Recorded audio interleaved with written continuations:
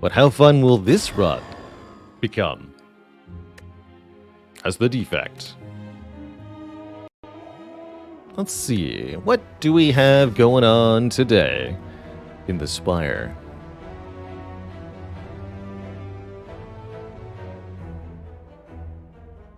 Got ourselves a Guardian Act, which is usually a nice, easy exit from Act 1. We could go relatively elite heavy here. 4 elites, even including the Burning Elite, is a fun option. This would be a nice way to do a 250 gold start, perhaps.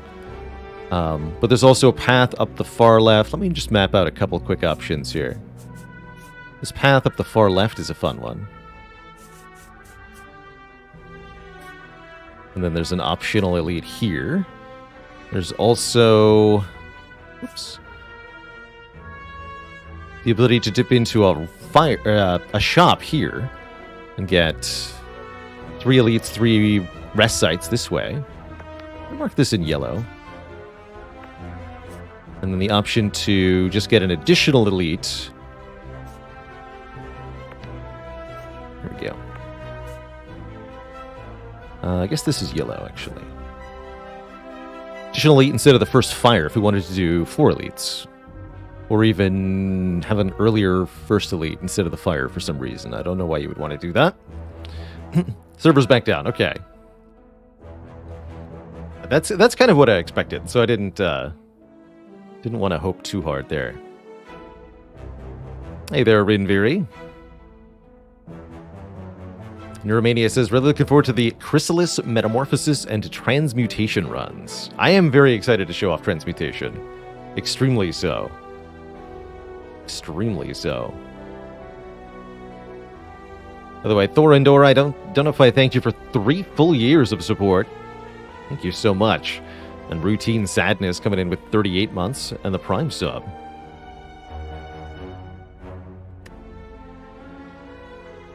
There's also maybe this option for the Burning Elite. Let's actually look at the starting options here. We do have a gold start option.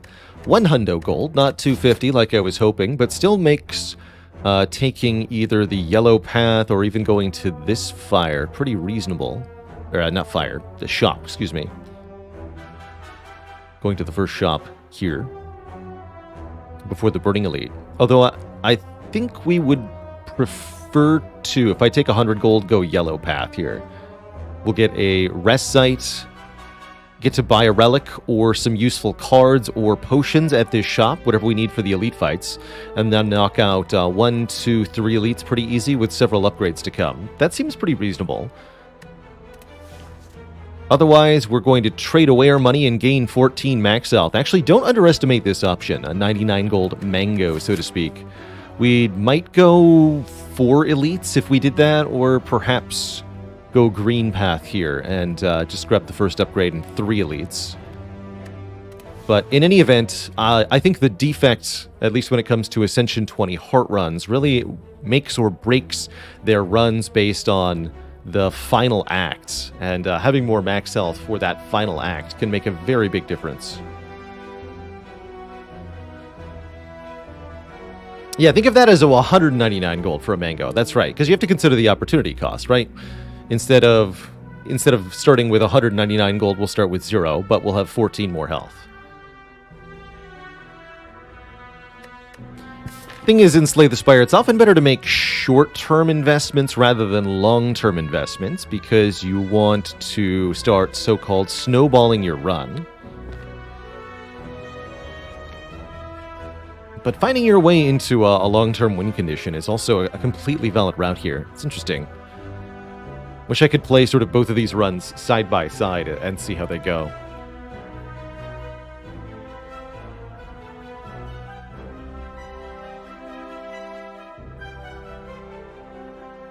What's the exchange rate between gold and max health anyway? That's a question that's, I think, very difficult to answer. We can try to boil down each of these options into some kind of single value numerical quantity. Like we can try to place a gold valuation on the other options of a colorless card or the max health, or even try to make an average for the boss relic. But the gold itself has a variable value. Gold on floor 1 is not the same as gold on floor 17, is not the same as gold on floor 50. They each have a different potential to them, a different use value, a different impact they can have on the run.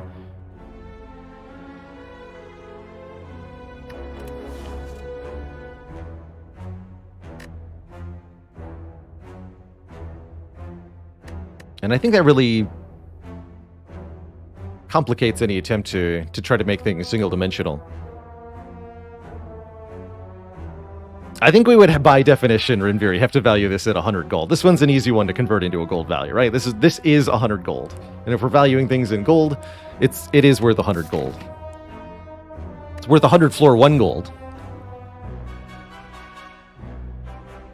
Whereas this is minus 100 floor 1 gold.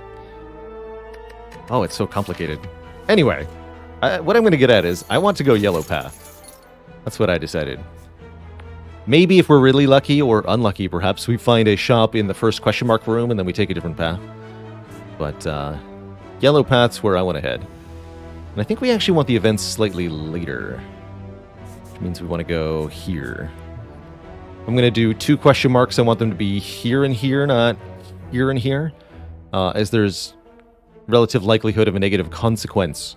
Something like a curse. And I want to have that for less fights, for example.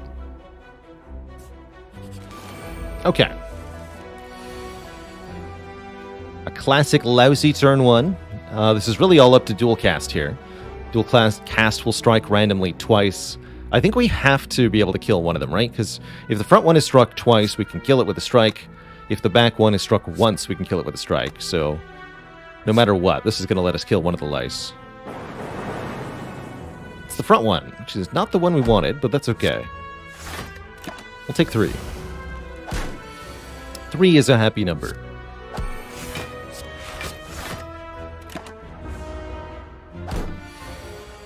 And ultimately, 3 damage for the first fight is pretty good. Get a potion, a skill potion. Not a very good potion, but a potion it is nonetheless. And, oh no, a glacier when I want to take damage cards. It'd be a shame if I had to skip this glacier to take a damage card. Oh wait. There are no damage cards. And that means I can take whatever the heck I want. Give me this. Normally, if there was like a Sunder or a Ball Lightning, anything that does any amount of real damage, I'd have to hem and haw here about not taking the big block card with Frost Orbs on it. But in this case, I'm pretty dang happy to have a Glacier from our first card award in a complete absence of damage options, and better yet, in Act with the Guardian as our boss here. We definitely want to have some block cards. Thinking about your Act 1 boss right from the get-go is definitely something I strongly recommend. Hateful Nate, thanks for 31 months, 3-ish metric years, and Lone Wolf and Cub, thanks for the 1 actual year, the 12 months. Lastly, E of Pi, thank you for 41 months of support. Here's your Twitch Prime reminder, everybody. Use it or lose it.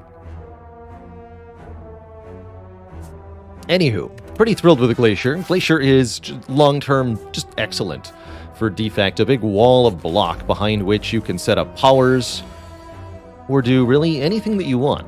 I'm going to be a little greedy here. Normally I would say you should defend, zap.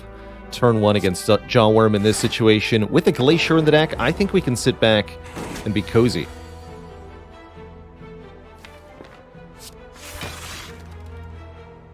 I also think that I might want to keep this Lightning Orb around for a bit longer, so instead of playing Dual Cast, I'm going to play Strike.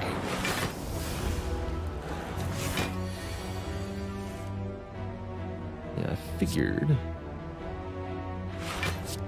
We don't do any damage this turn. A bit sad. Aha! Now we Dual Cast it.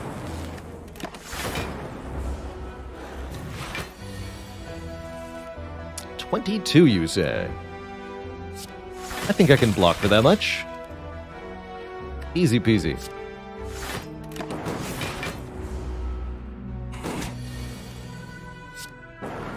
Okay. We took a little bit of damage. I'm not sure we could have avoided that second hit of damage even if we had chosen to attack on the first turn with Zap. So I think we saved as much health as possible during that, but I'm not 100%. Flarp Freak, thanks for the 1.5 years. Thank you for the Prime. Give Flarp Cat a pat for me. And Orange Mango, thanks for 3 metric years. You're welcome. How did Civ 6 end up? We got 200 turns in. I feel like I've learned a lot about Civ 6, so I'm actually kind of excited to go back into that. I'll give a probably more detailed breakdown when we revisit it. But I definitely feel like I got a lot of learning in.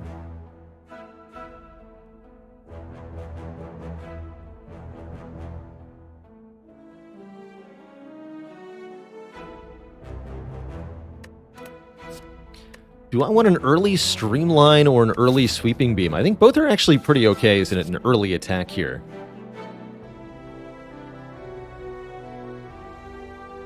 Again, I do apologize and remind everyone that the bot is likely to be down all of today's stream due to server end issues. Did we declare any wars? We did not.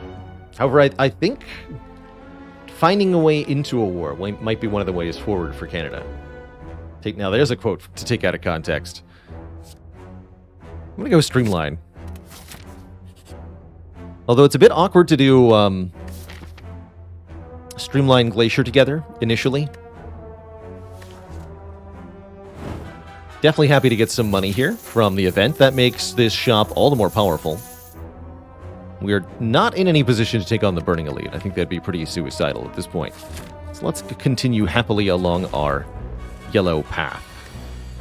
Yeah, and here was the dilemma that I feared. Glacier, Streamline on the same turn. In this case, the Cultist fight is very much a damage race, so we're absolutely going to play Streamline over Glacier. But I think I can get away with double defending here.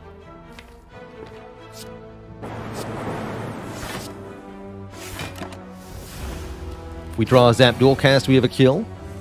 We do. Beautiful. No damage taken during that fight. Tempest, Cool-Headed, Claw. 2 orb cards. And Claw. Don't much like Claw when I've already got Streamline. Streamline is the card I want to play over and over again, not Claw. Cool-Headed is nice for drawing back into Streamline and making more Frost. Tempest could be okay for brute forcing some lightning orbs, although I tend to find it rather weak in the early game before you have good energy generation.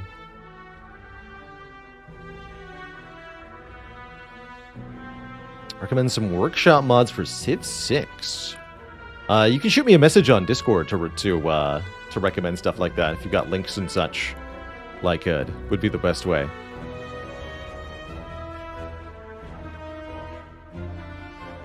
Would love to take a look at a few of things like that. Cool-Headed now, Blizzard later. I like where your head's at, Flintlock. Very curious as to what this event's going to be. Pay for a heal or pay for a card remove from Cleric. Well, Cleric. Gotta say, that's a nice cheap heal. Definitely makes it more reasonable to buy better things at the shop. This shouldn't change the threshold, right? Uncommon is going to be 289 at most. We go down to 280. So we can afford some uncommon relics, but I'm not likely to spend all my money on an uncommon anyway, unless it was Toxic Egg, perhaps. And even that is really not that good to spend all your cash on early. Although I think we could get away with it here. But if I pay for a card remove... Very tempting. Getting rid of all your strikes is something I love doing on Defect, and it makes the Streamline all the better. Is this the run for Defect Strike Mastery? I really doubt it. Depends on what's in the store, ultimately.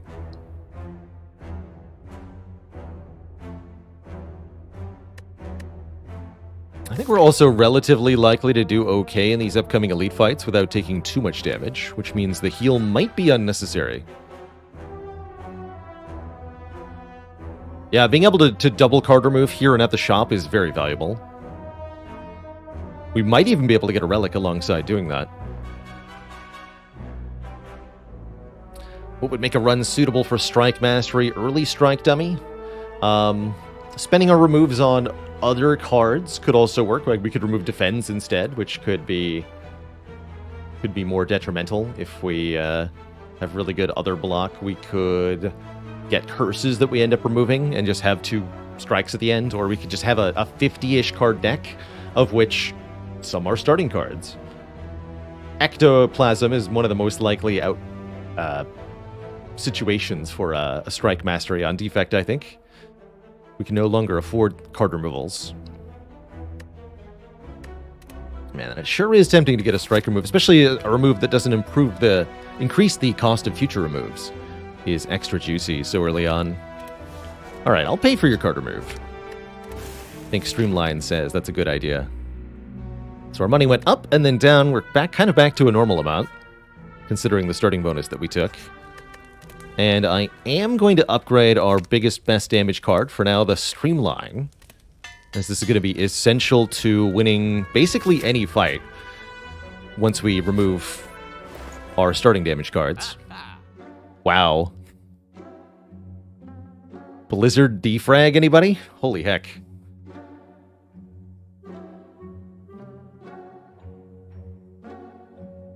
It's even on sale. Like, the game wants this to be a Blizzard run so bad.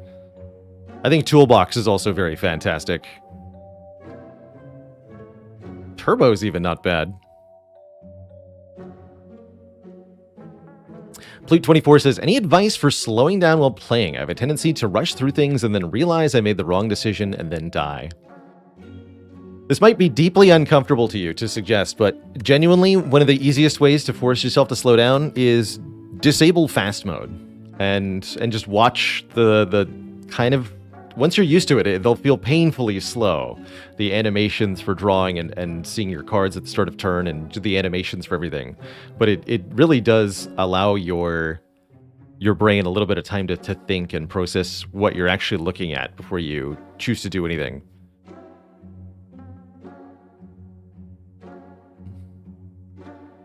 But it will force you to play slower.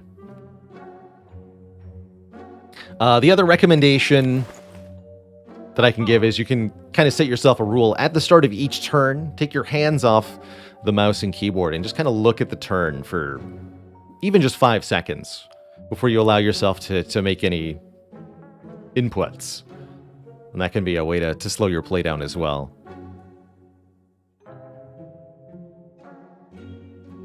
Enrique K says, I like using the long press confirmations from a quality of life mod to force you to slow down. That way you can't end turn instinctively. Although that won't save you from clicking on cards you really ought not to.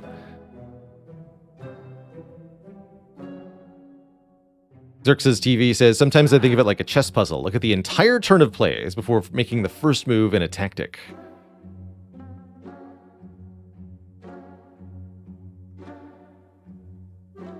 Dolan says, I find I simply just don't know what the best choice is, even when I take my time to assess the situation. That's where sometimes trial and error simply has to come in.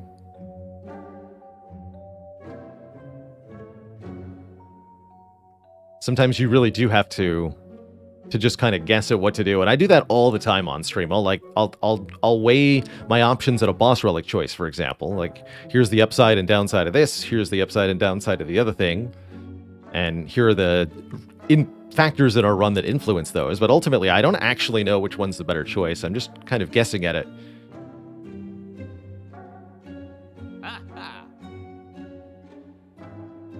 So with 240 gold, we can get quite a lot here. Early defrag is quite spectacular, especially when you already have Frost Orbs. Especially when you can get an upgrade on it. And especially when we're going to then fight the Guardian. Seems almost idyllic here. Blizzard's going to want an upgrade if we want to use it for any real damage, which at the moment it's actually not that good. Honestly, as an attack card, currently the Barrage is better than the Blizzard. Sad as it is to say, the Barrage does higher damage to one target and scales up a lot faster. but doesn't have the long-term potential the Blizzard does, which can be an actually really effective heart solution. I do think Toolbox is a spectacular relic. Probably the best choice here by far. Better even than Defrag. But buying Toolbox doesn't get me card masteries. Blizzard. Blizzard will do it. And I do want another striker move. How'd you know?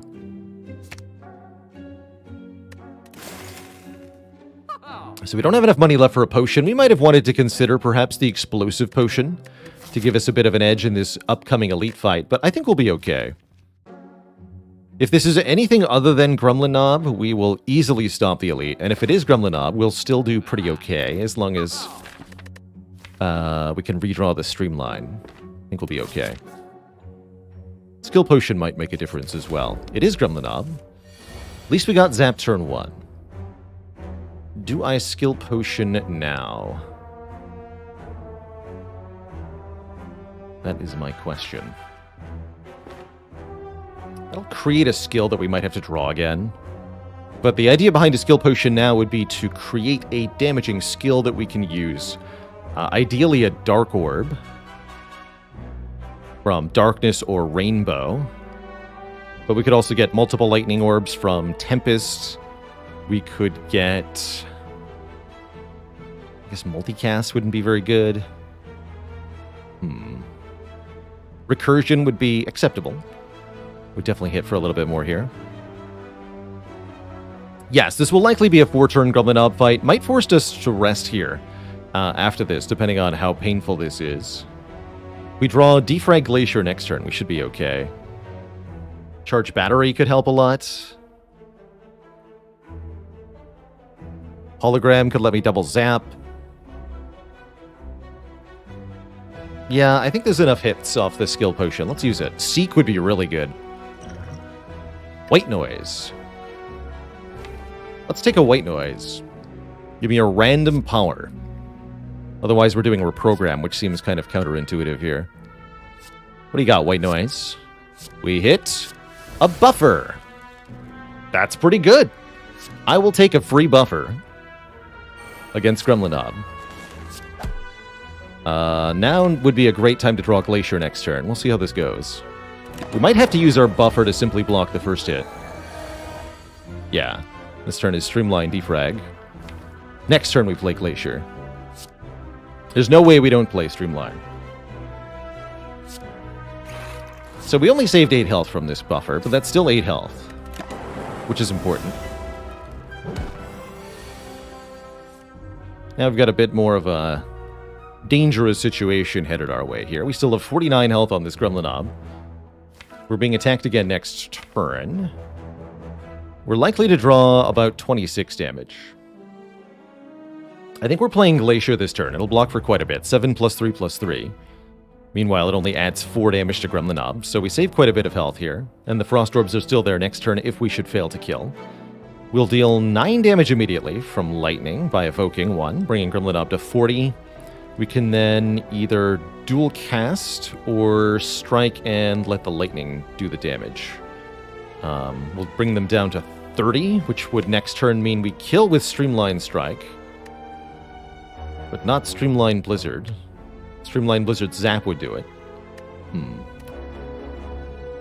If we dual cast...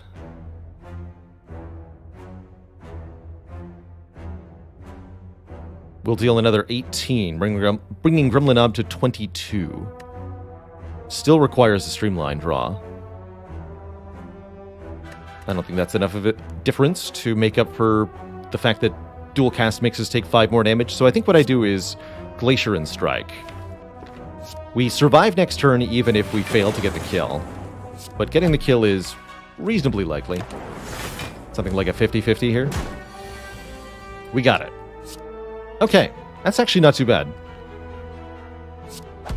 Get him, Blizzard. We score a Focus Potion, which is excellent here. I think we saved enough health such that I don't need to rest at the rest site. And the Stone Calendar is quite sweet for a deck that is quite block-heavy. Speaking of block-heavy, do we add a Hologram or a Reinforced Body? Both of these are stellar defensive options. I think Streamline says add a Hologram here. so that we can get it back and play it again. It's a block card and an offense card. Love me, Hologram. Arguably one of the best card manipulation cards in the whole heckin' game. It's like a Seek, but for your discard pile.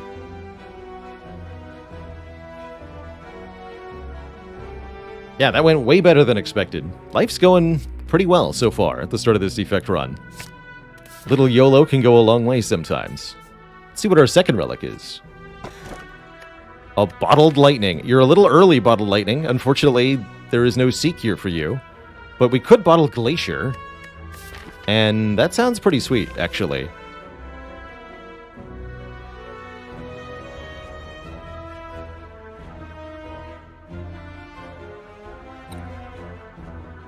Cool-Headed, also an acceptable bottle.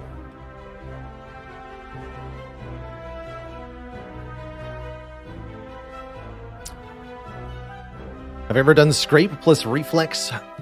Tactician. I believe that interaction does work.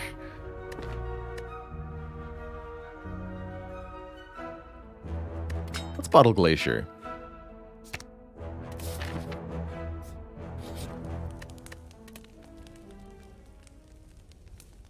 And let's upgrade Defragment.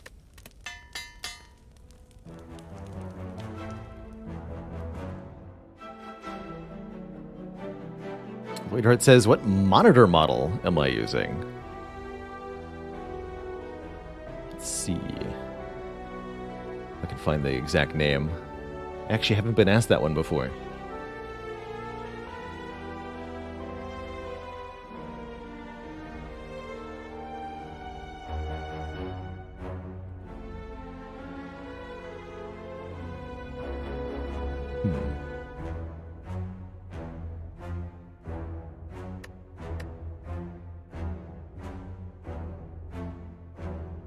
Actually surprisingly hard to find. Hold on.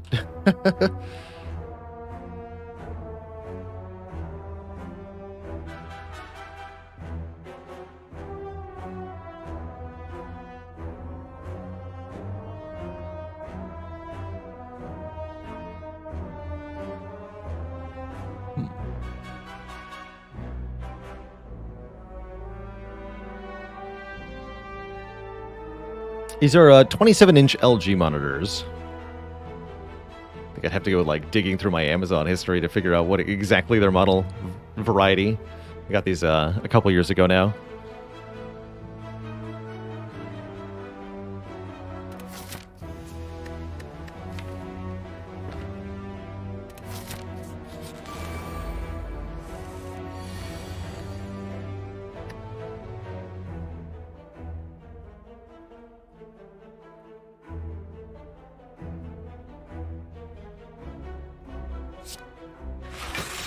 So, against the 3 sentries, pretty much all we need to do is play Defragment, get some Frost Orbs down, and then wait patiently for Stone Calendar to do the rest.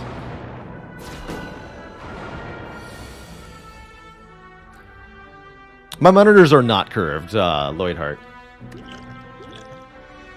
They might have looked curved from one camera angle, but they are not.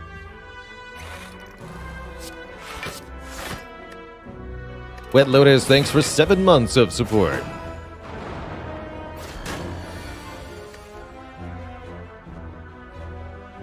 Let's see, Strike, then Cool-Headed? I think so. Or is no, Dual Cast. Yeah. That's how it's done.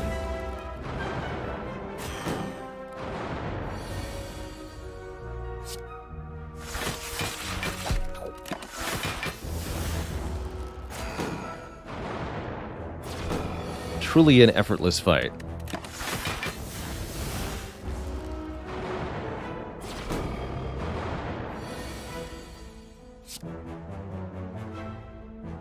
Now, Stone Calendar can have the credit.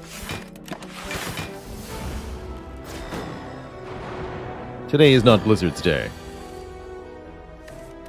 Boop. Singing Bowl. Excellent early find. We can skip cards to gain max HP. However,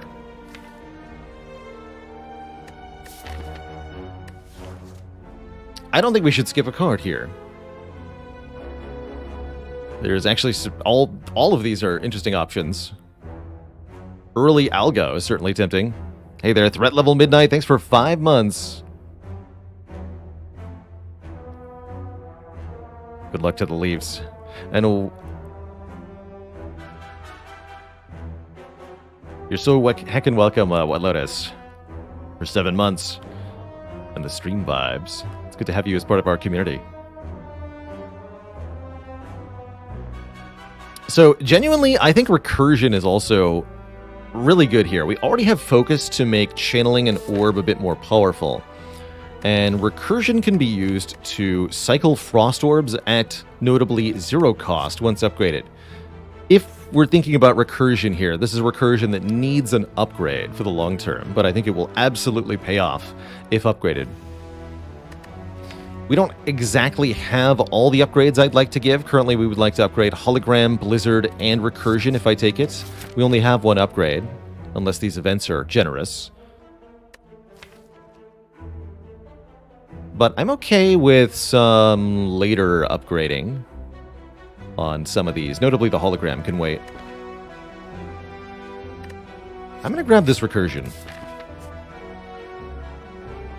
And we're going to go for events here. Merchant, what are you doing here? Fusion is being offered. Interesting with a recursion having been just taken. Melter does some decent damage. Potions are okay. If I feel the need for Gremlinov insurance here. Although I think the focus potion is already Gremlinov insurance, especially with Bottled Glacier. So I'm not too worried there. I think that means I don't spend any of our money. Oh, maybe Impatience is an option.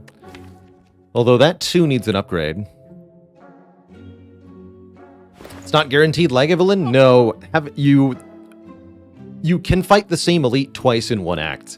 The only restriction is that you cannot fight the same elite twice in a row. So we fought Gremlinob first, and then our second elite was 50-50 to be either Lagavulin or the 3 sentries. We fought the 3 sentries. That means the next elite is 50-50 to either be Gremlinob again or Lagavulin. We could just go back and forth fighting Gremlinob sentries over and over again, and never encounter the Lagavulin. 'Tis the RNG of the Spire. Does the Dead Adventurer event count towards that elite? No, which means with the Dead Adventurer event, you can end up in the same elite fight twice in a row, even 2 floors in a row sometimes. We've seen that on stream.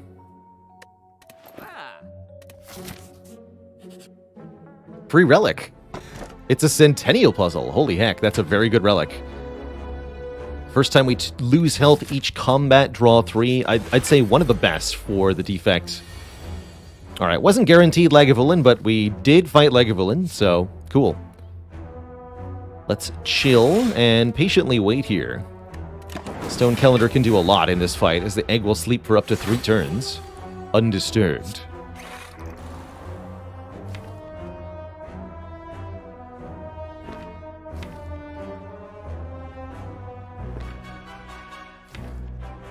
Be cool-headed here, it'll wake up the egg. Maybe I wanted to cool-headed and then play defrag. I think that was the play. Yes, I think cool-headed then defragment was the play here. But that's fine. I can either wait 1 more turn, or we can just wake up now.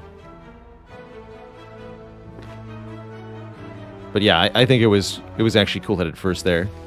Let's just wait a turn. Keep the lightning orb. Having a lightning orb is not such a bad thing, ultimately.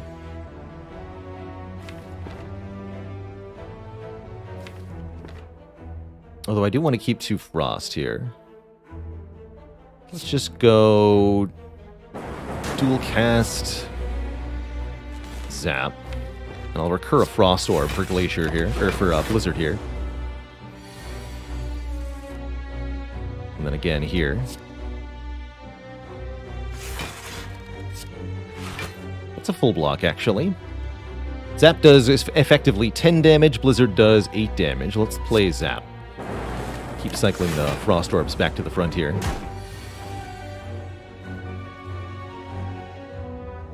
Streamline, once again, kind of awkward to play, but it really doesn't matter because the Stone Calendar is our win con in this one. So let's just keep recursioning Frost.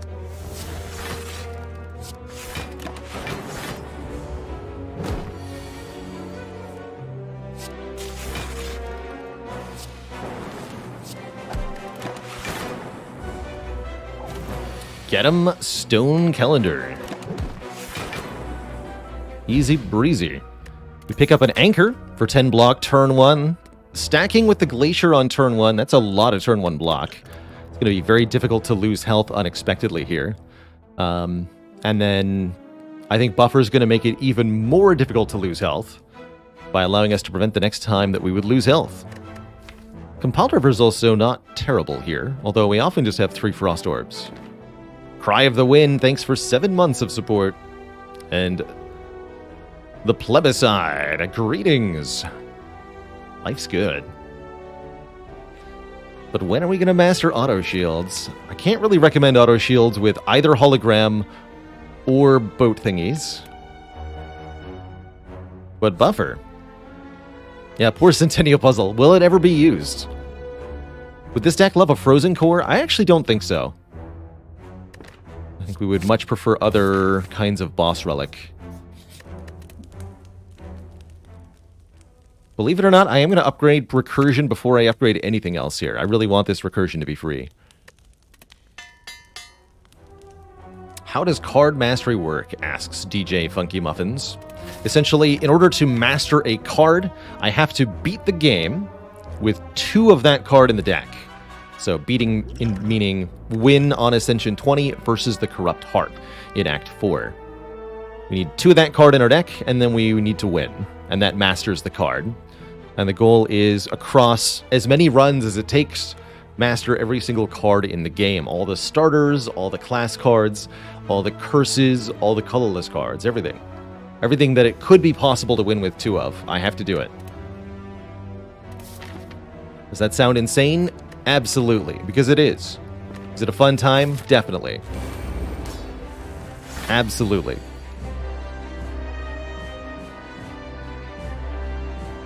So we could simply buffer this turn 2 nonsense. That sounds kind of reasonable. Yeah. I don't need your nonsense, Guardian.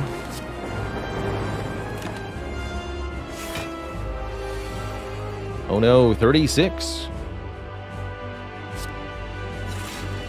Only I had some form of protection when I failed to do this kind of damage.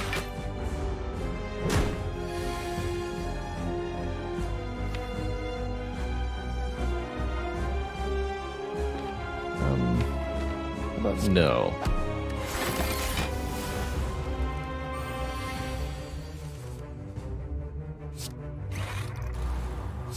We're going to take 1 damage here, which is probably a good thing, as we'll draw a whole bunch of cards for this turn. Put a Lightning Orb in play for some passive damage.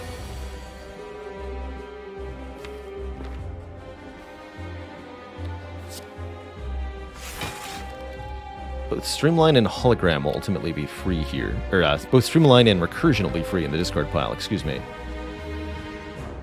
I think we'd rather Recursion. By Cool-Headed, I might draw Glacier and be unable to play it. I don't really love that. Let's see, we've currently got 11 block. 16 incoming. I can simply go Streamline, Defend, Defend. Skip the Hologram for now. Let's do that. Take actually no damage from that. And yes, the Glacier was the top card. Now the Streamline's free and we can just play it whenever we see it. This too is a good thing.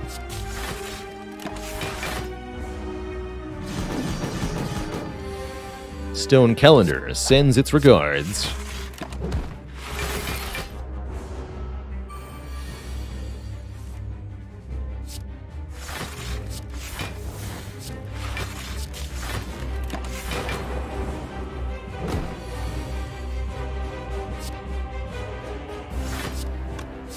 Have to take damage to play the Streamline here. I don't think I need to. Because now Blizzard is actually kind of strong now. Blizzard is also a Streamline. Get bopped.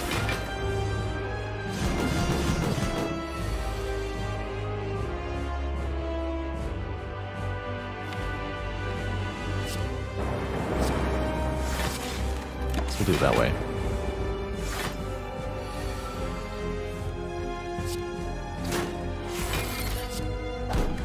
Slightly wrong order. Matters little.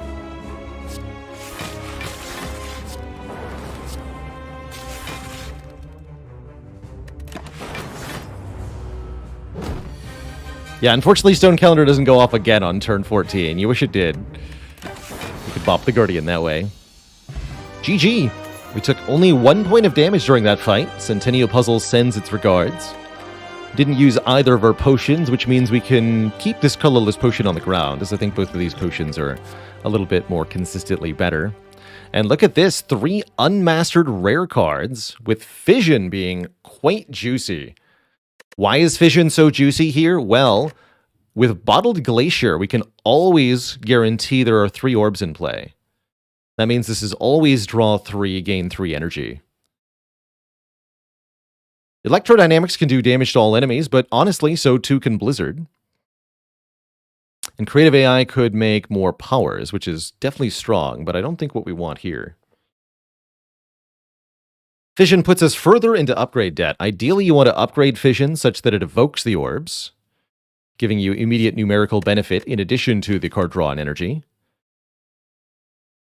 But I think we might want to consider something else upgrade-wise first. We're hoping we can get several upgrades this act. I would definitely be happy with almost no elites taken and lots of upgrades here in Act 2. See what the act gives us. I'd also be happy with not necessarily more energy, but maybe more card removals. Empty Cage or Astrolabe would be pretty tempting. Well, there's the Empty Cage. The energy relic that is up against is Sozu. Sozu's actually pretty okay here as an energy option, believe it or not. The reason for that being is that we have pretty decent potions. Focus Potion is a pretty solid Act 4 potion, good against the hearts. And Block Potion is just solid and reliable, good for preserving buffer as well against heart. Normally my problem with Sozu is that you take a lot of damage on turn 1 if your hands are bad, and potions are one of your best ways to mitigate bad turn 1s. Well, guess what? This deck has Anchor and a guaranteed turn 1 Glacier, which makes me think that potions are going to be a lot less valuable overall. More energy is definitely very helpful in a deck that wants to be playing Glacier Streamline and a deck that wants to be getting as many Frost Orbs in play as possible for Blizzard. So actually, the more that I think about it, the more this Sozu looks really appealing.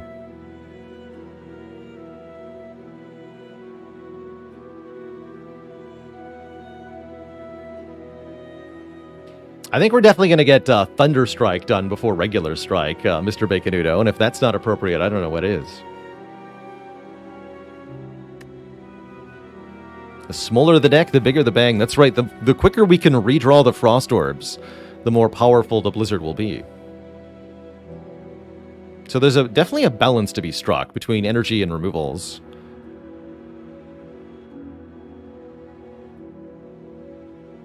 I think I'm going to take the Sozu here. This is a less usual pick for me, but I see a lot of potential in this one. Champ is already dead. We don't even need to think about Champ, and we get offered exactly the sort of path I was looking for, actually. One with a buttload of upgrades. Maybe not so many elites. We can just do something basic here. Simple. Deadly. Effective. We don't get that much stronger, necessarily, this act, but I can easily see us cruising through to Act 3 with things as they are. And another boss relic will really change things for us. Add a Pyramid, add Astrolabe. I don't know. We can get a lot done. Fire, Flame, Fire. Thanks for 35 months. So close to 3 years. Pour one out preemptively for Champ. He's going to have a cold day coming up. So the goal here is mostly don't lose too much health. Don't fight more elites than we can handle. One is plenty here. And for that elite, we'd like to upgrade Fission and, quite frankly, Blizzard. Maybe Hologram.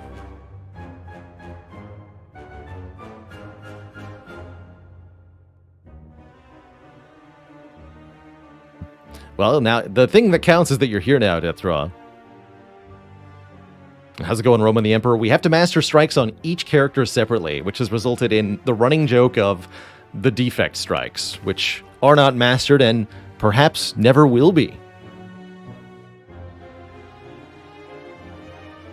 I think every other character has mastered the basic cards, including Watcher with both strikes and defense. Took a while for Watcher defense, but it happened. We still have 2, there's hope. At least until I get to the shop in a couple of floors. Then there's no longer going to be any hope.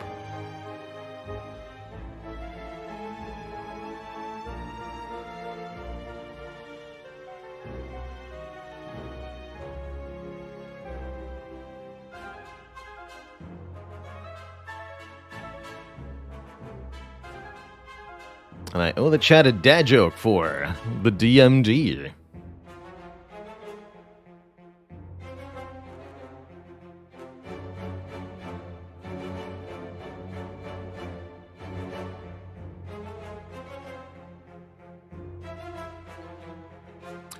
Why did the defect pursue a career in being an emergency responder?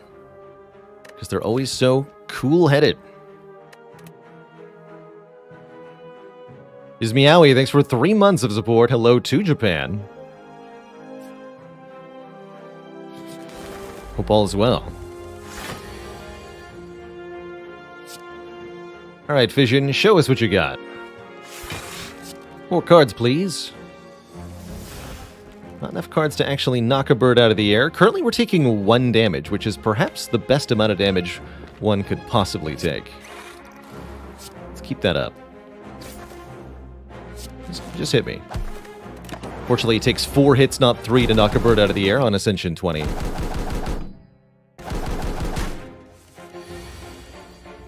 Uh-oh. That's not good. When you see all the birds doing that, that's not good.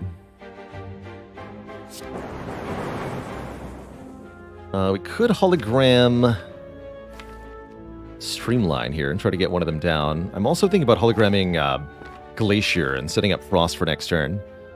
I think that's what I want to do. Because I'm not actually going to kill them.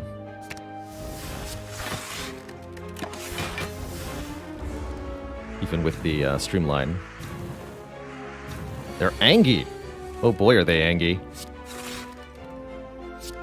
But how much can we block? That's the question. 29, 39.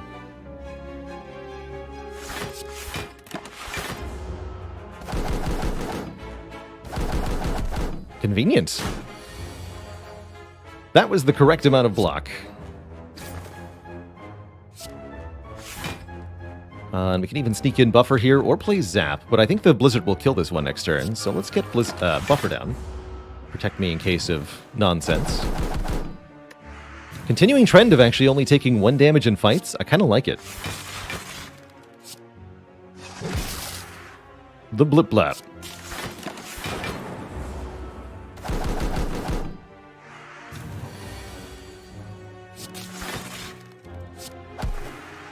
Works surprisingly well.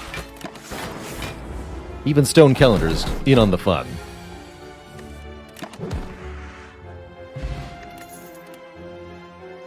Ooh. Capacitor. More orb slots. This is definitely a deck that would appreciate more orb slots for the Frost. Death Raw says, are Streamline and Rampage similar cards in my mind? No. No, they're not. The way that Streamline scales allows you to play it many times in 1 turn. You really can't do that with Rampage because of the energy cost.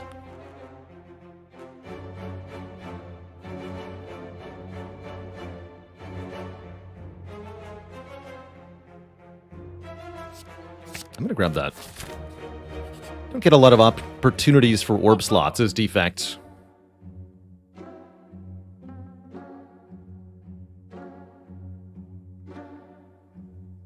Cauldron, huh? Metamorphosis is kind of interesting. It's not really what this deck is looking to do, but it's an option. I think we're probably going to remove another card and pick up another copy of Hologram, another unupgraded hologram. Instead of upgrading the 1 hologram that we have, we could just have more holograms. That's almost as good. That's almost as good.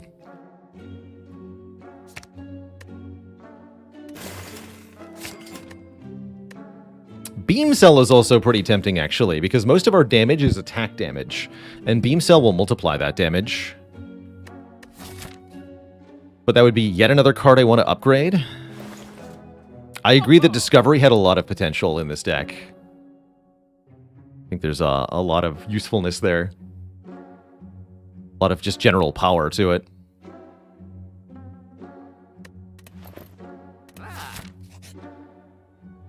Bites. Bites on defect allow you to stall for heals.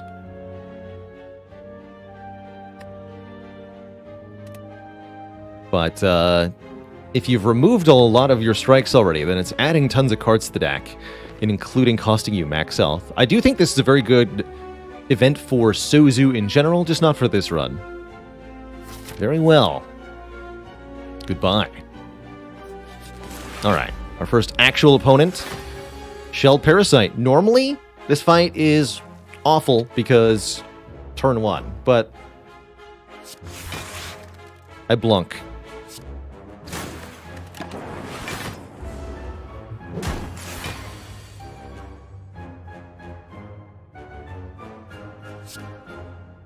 A blunk real good.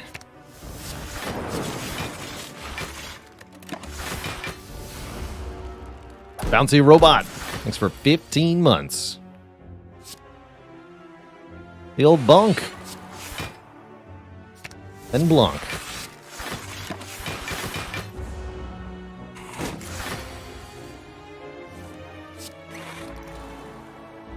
$20 passive block, anyone? Now we don't want to use Fission because I want to keep these orbs.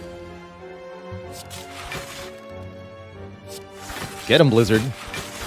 24 damage. Zeknar! Welcome, one and all. Welcome, Raiders. Welcome, Zek. Hope your heart fight was successful with the defect. You're watching a run that deliberately picked Sozu over, honestly, some pretty good other options. The Empty Cage and the Calling Bell. We've got Blizzard happening. And also Stone Calendar. So it's kind of cool. Black Lava the Cat, thanks for 3 months of support. Rest in pieces, Strike Mastery. And rest in pieces, Avocado. If only I could pick that up. Okay. Easy every time. Blizzard with a plus gets added to the deck. The second copy of Blizzard deck is now go, Twitch chat. That's the luck of the raid. Thank you, Zeknar, for the Blizzard Plus. The beauty of it all. Love it. Alright, do I actually want an event here, or should I take the combat? Combat seemed pretty good. Momentum says with like 5 upgrades, this deck could beat the heart. Well, guess what? 1, 2, 3, 4. It's gonna happen. Born into the cold. So looking at card rewards from combats is pretty valuable, actually. And we have Singing Bowl? Actually, yeah, I'm going to take a fight here.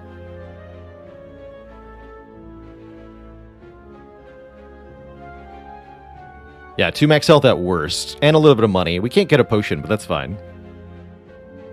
Mojira, thanks for 9 months. Sub, baby. Baby.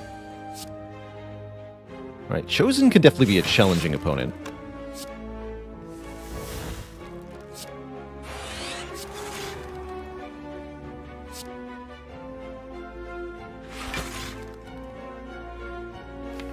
I want a hologram Glacier here.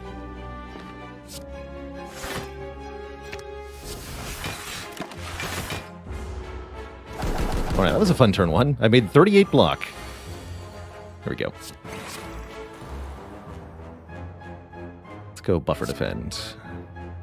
I'll just patiently wait.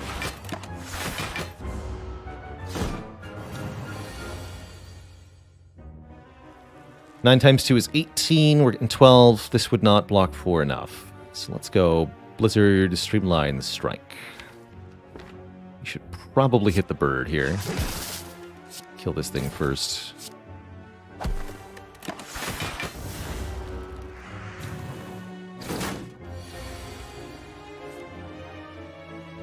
Yeah, this is not ideal.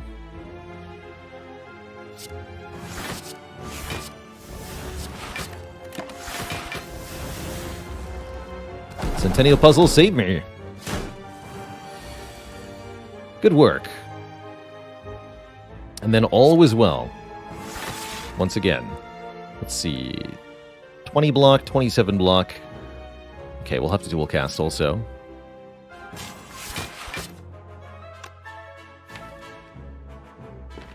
Guess Bird is dying to either Stone Calendar or Blizzard, so let's hit the Chosen now.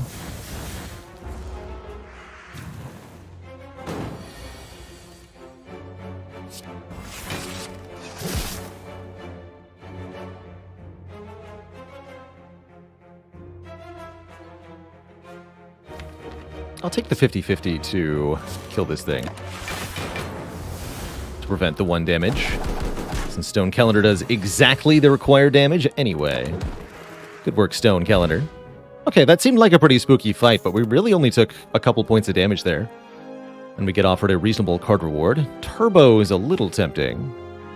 But I think we would just prefer Max Health here. LB Kaiser, thanks for the Prime sub. Welcome to the Cozy Sub Club. Heck yeah.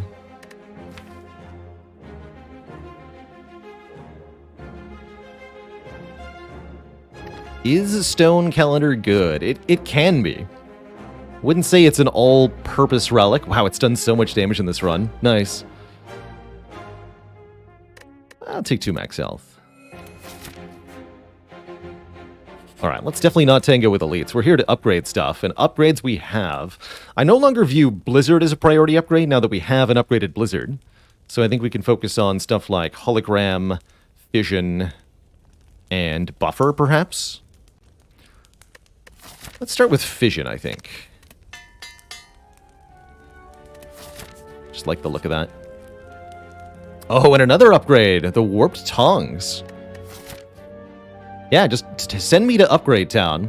We could take the Curse here, which we haven't mastered, and get a random upgrade every turn, which is really good in a deck like this, because we have so few starter cards.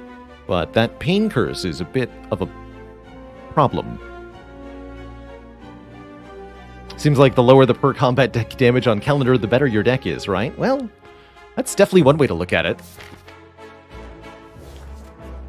If goodness of deck is measured in turns to win fights, for example, which is a reasonable metric. Usually you want that to be lower than 7. Easy remove pain. Not before the champ fight, it's not.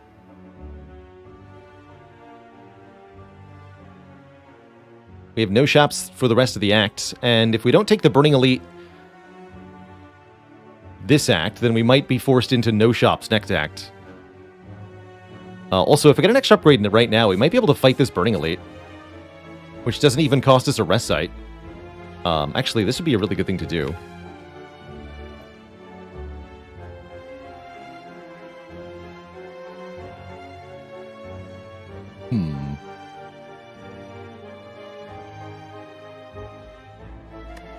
I'm much less afraid of the Elite with 2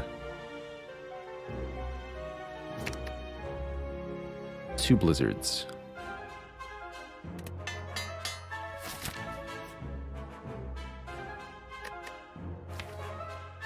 Yeah, it could be a super-powered Book of Stabbing. That would be spooky.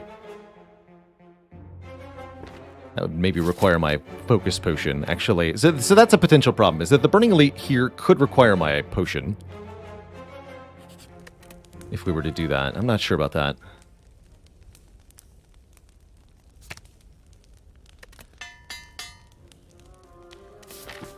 Let's see what the relic is.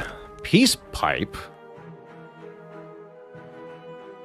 I should have taken that tongs. Dang it. I guess we could skip this.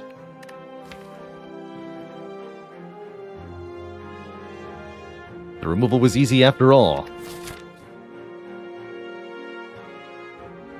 I'm really not sure about this Burning Elite. don't think I'm going to. Not in Act 2. Nah, it should be an easy Burning Elite Act 3. I'm gonna skip that. Hello again!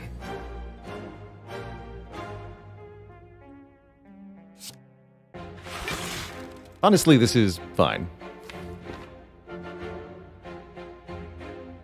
Is this Capacitor and Hologram to save 3 health? Or what? I think we just save 3 health.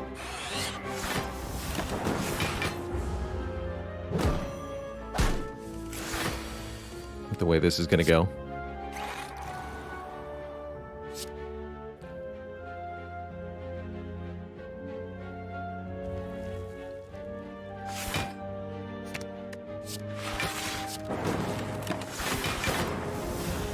Zoop.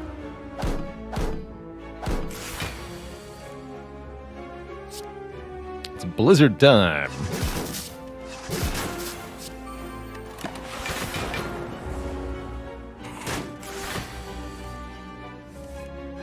And fission time. 5 cards, 5 energy. No prob.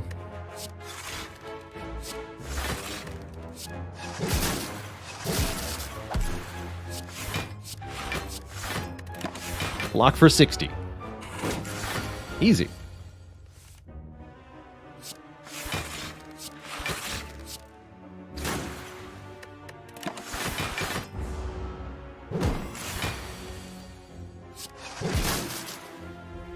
Yet another comparatively easy hallway fight, offering us either a Cold Snap for more Frost Orbs, or, since these are 3 unupgraded common attacks, I think 2 max health.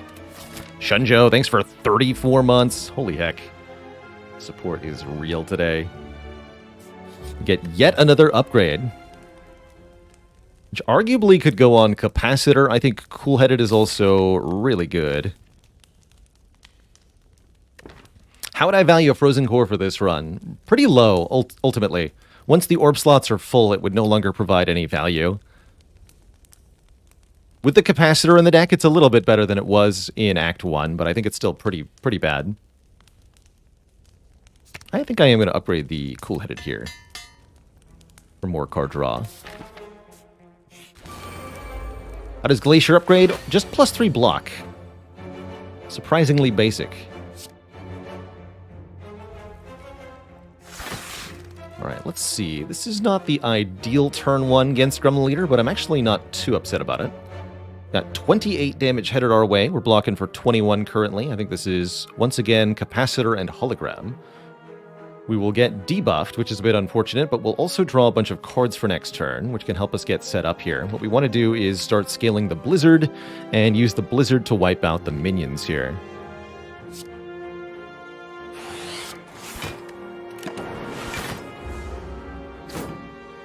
Take 2.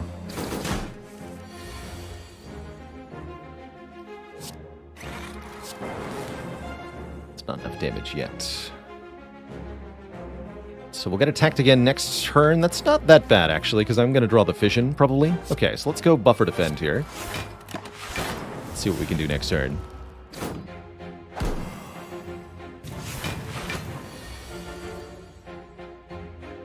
No Cool-Headed before Fission is a little sad, but only a little.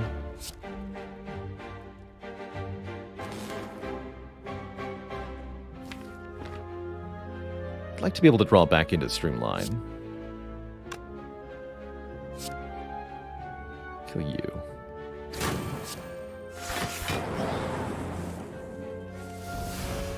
And indeed we did. And I can hologram it again. Perfect. Kill you also. Also hologram Cool-Headed here. I think I want to do that. Wow, Streamline doing a really good job of showcasing why it's here. And we can actually just full block also. Great turn. Keep the buffers. Easy.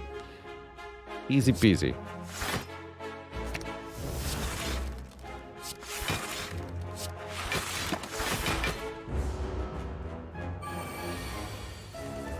How long have I been playing this game? Asks Summoner TG. Almost 7,000 hours of Slay the Spire is my Spire career at this point. a ton of playing one video game, more than I've ever put into any other game in my life, certainly. But since it's now become my primary income source as well, it just kind of seems reasonable. Blap. You're going to summon new minions to get Blap? No, you're going to attack me. Which makes me very glad I preserved the buffers from last time, because ouch. I don't think I can block 16 by 3. 14, 26. This will not be enough, so let's just attack. Buffer saves the day.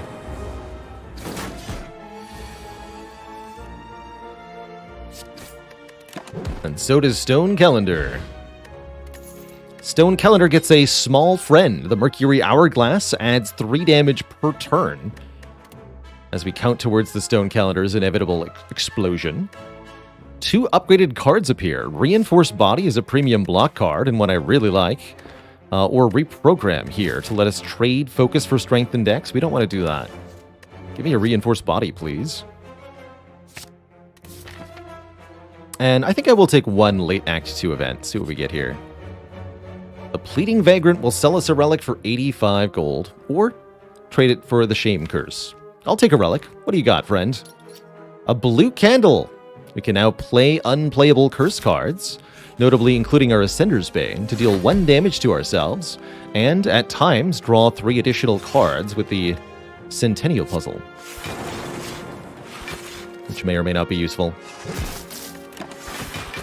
Sometimes we'll choose to do that, sometimes we won't. Hello and welcome, Maddie. A20H means we're fighting the heart. That's the H on Ascension 20, Slay the Spire's highest difficulty level. It's a good time. By which I mean it's a very difficult time. New players are always heckin' welcome here in the chat. Got a very question-friendly community. Part of, I guess, the teaching background.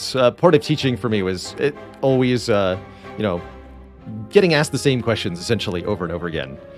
And I know some communities kind of sneer and deride at that, but if you never allow repeated thoughts, you kind of box yourself into a corner pretty quick, I find. So it's always a delight for me to see people who are relatively new to the game and looking to learn the experience, or just new to the channel at large, because it means that people are finding their way here and that the community is still growing. It's good stuff. And yeah, that also teaches patience too. Patience with people, patience with the experience. I've built up a lot of patience in my life, and there's quite a few things I credit to that. One of which, actually, here, Dark Souls. The art in the corner here. Dark Souls taught me patience quite well. But have I done the Hot Wings A20 challenge? Not yet. How's it going, Scart? On Ascension 2, working their way up? Good. Best of luck on the climb.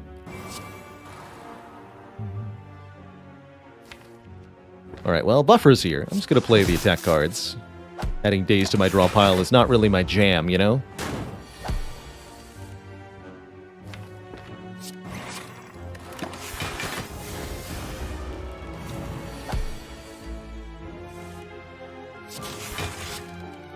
Not my jam. Istra Ballagina, thank you so much for the 5 very generous gifted subs. Welcome to the Cozy Sub Club. Some new cozy friends. Excellent. Just what I like to see. Stone Calendar. Do your thing. Liquid Memory. Oh. Force Field can be a really good block card. I'd also say in a deck like this, Static Discharge can be really powerful. A deck with lots of Frost. As a way to retaliate with damage if an enemy overwhelms your ability to scale defensively. That said, with 2 Blizzards in the deck, I think we actually have our long-term damage plan sorted out really well. And the goal should be to, by and large, just channel more Frost. ASAP. Buffer makes it a lot less valuable also. Liquid what?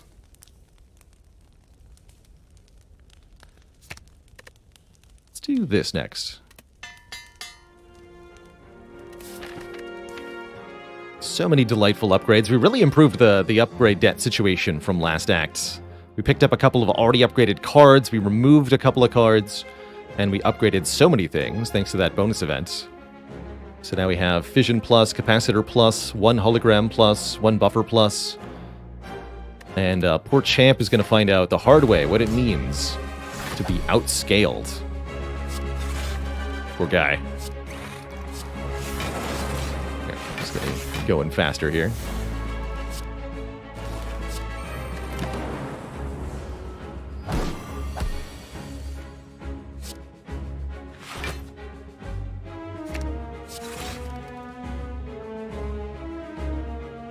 Actually, we'll lose buffer here, huh?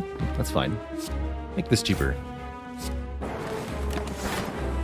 Even if I spent all my energy on reinforced, we couldn't have stopped that hit. Which is just fine by me.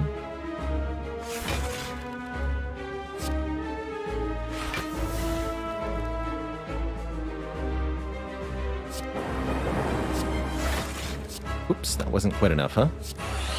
Let's calc that. Thought that was 21. Alright, we lose the other buffer, but again, this is not going to be an issue in a moment here. As we go up to 6 Frost Orbs and stay there.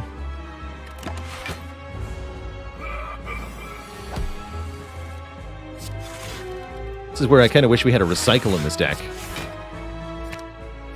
But mostly our goal is to channel so many Frost that the Blizzard does indescribable amounts of damage. More damage than you can shake a stick at. And we're actually not even going to bother chipping away at Champ's health that much. Beside that, we just want to make the Blizzard become large. I'll play this one. Getting close to half here, with the aid of Stone Calendar.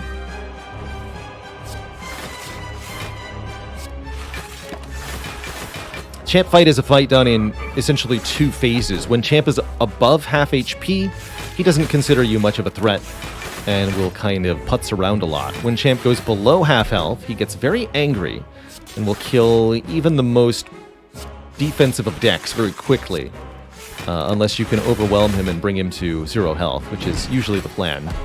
So the core idea for any Champ fight is spend the time while Champ is above half health preparing your deck situation, setting up a nice amount of damage, or otherwise putting yourself in a position to outright win the fight with your powers or exhausted cards or what have you.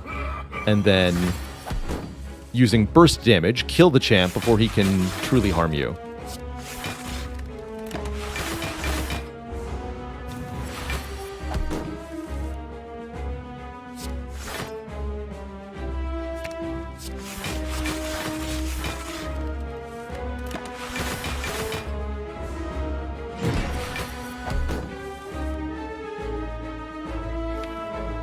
Almost.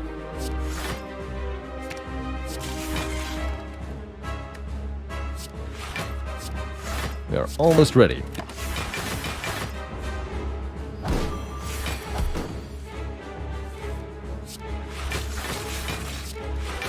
$99 damage.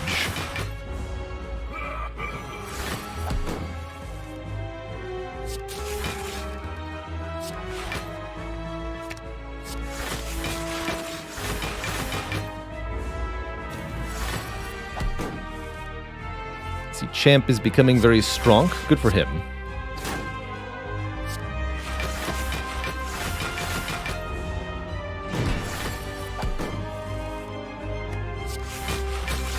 Perfect draw. Okay.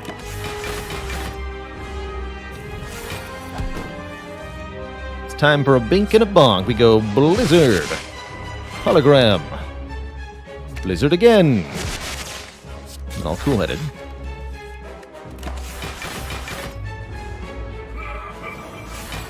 And once more with feeling, Blizzard. Crunchy.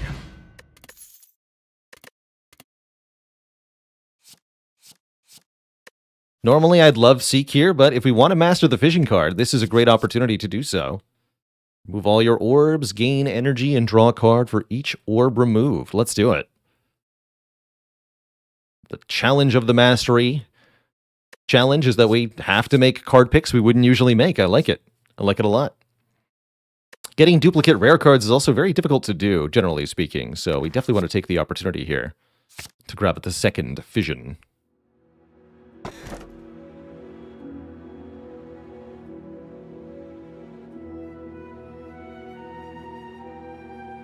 They kept asking me, how good is the Frozen Core?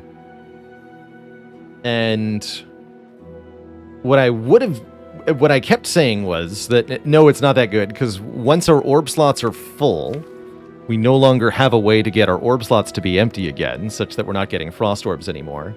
Except we totally do now have a way to get our orb slots empty again. With 2 Fissions, emptying the orb slots is easier than ever. Frozen Core replaces our cracked core. If we end our turn with an empty orb slot, we get a free frost. Really not that much in terms of scaling the blizzard. It's not as helpful as you'd want it to be, just 1 frost orb per turn. But 1 frost orb per turn is pretty good, especially when we're also adding defense to the mix. That means we'll have 3 frost orbs at the end of turn 1, accounting for the glacier that we still have bottled. And we have a capacitor to get more orb slots, which also makes this easier to take advantage of. I like it. The Philo Stone and the Busted Crown are also both fine. More energy is certainly helpful here. But I genuinely think this is a very cool, pun intended, Frozen Core. Let's do it. Let's upgrade that starter relic and get more frost for a true Blizzard run. How appropriate.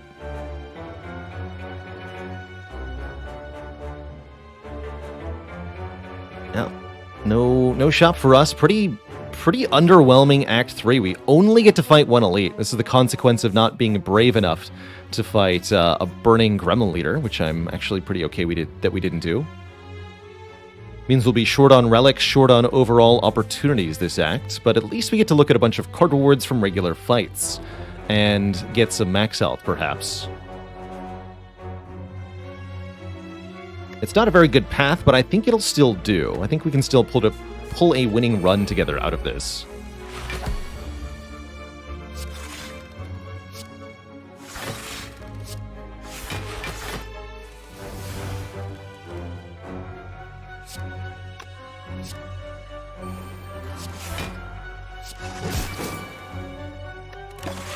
Beautiful.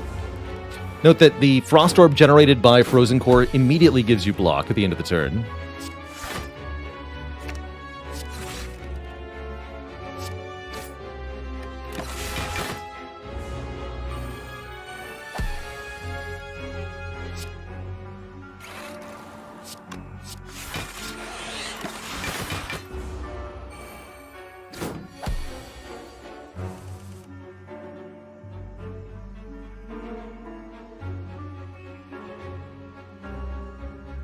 I have 2 buffers. Love it. Charge Battery with a plus is not bad. Heat Sinks can also be fun card draw in any deck with enough powers, and we do have enough powers that Heat Sinks could be quite good. I think the Heat Sinks will want an upgrade if we look to use it for card draw. I think more card draw is good. Oh, I saw that you asked this earlier, Deathdraw. I apologize for missing that last time. Deathdraw asks, in general, do I prefer my orbs to perform 1 role, offense/defense, and the cards to perform the other? Yes. I think it is very difficult to get your orb slots to be both the block and the defense of your run. In order to make that work, you either need to take really a good advantage of stuff like Loop, where you can radically change the output of the deck on the fly, depending on what the enemy is doing. Or you need to just spam so many orbs that you can numerically overwhelm everything, which is kind of inefficient to do. I do generally prefer that either my orb slots are dedicated to dealing damage, lightning or dark, and then a bunch of block cards, like charge batteries, reinforced bodies, holograms. Or I want my orbs blocking, the frost in this case, with my cards then dedicated to finding a way to deal damage. The blizzards, the streamline, and the support cards kind of helping those. Max orb slots in total is 10. Cannot go beyond 10, no matter what.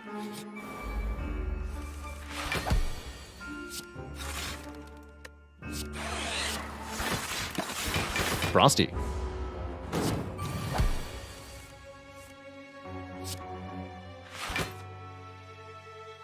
Let's do it this way. Easy.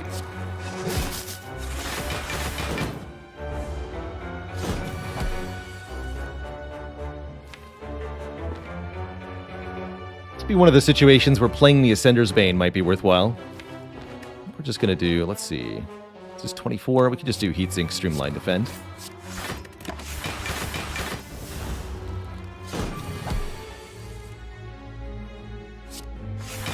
Get him.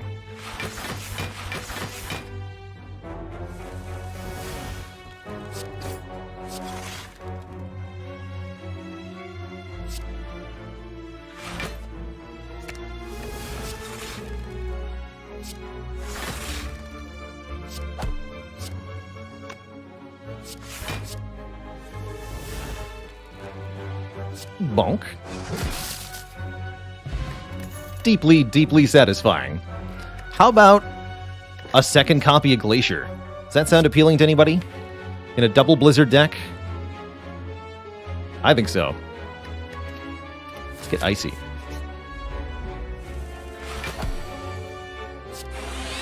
Another good use case for the Ascender's Bane here. We're not really drawing a whole lot of value. Let's pay the price of 1 health to draw more here. Pretty happy with that. Let's do Buffer. Since this could be damaging to our health. In a couple of ways, really.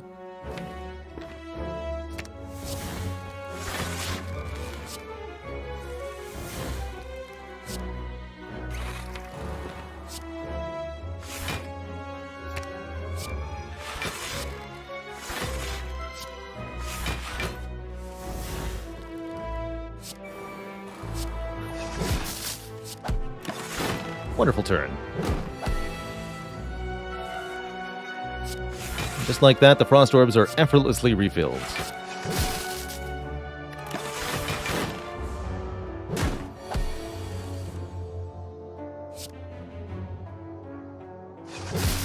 Good reason to upgrade Dual Cast now, also. That can then help us generate more Frost Orbs.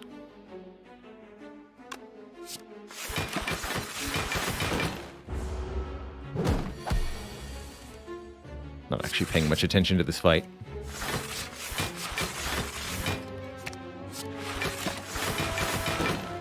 Does the Blizzard animation get bigger as you scale? Yes, I think with a cap of 100 Frost Orbs. But yes, definitely yes. Who's our first Act 3 boss? Against, hopefully we'll fight Awakened one, and then I can show you maximum Blizzard animation.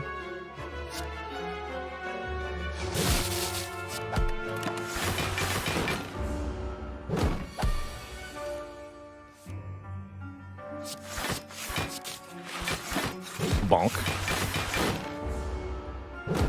Beep. Unupgraded Loop is a little sad, but still pretty dang good in this deck. Especially with the heat sinks. Yes, I'll take a Loop for late game scaling. I'm gonna need some help.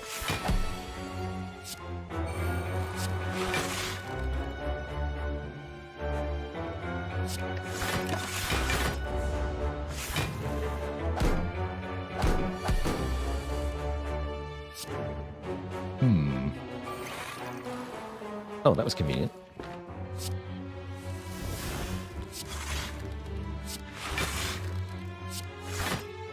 More frost, please.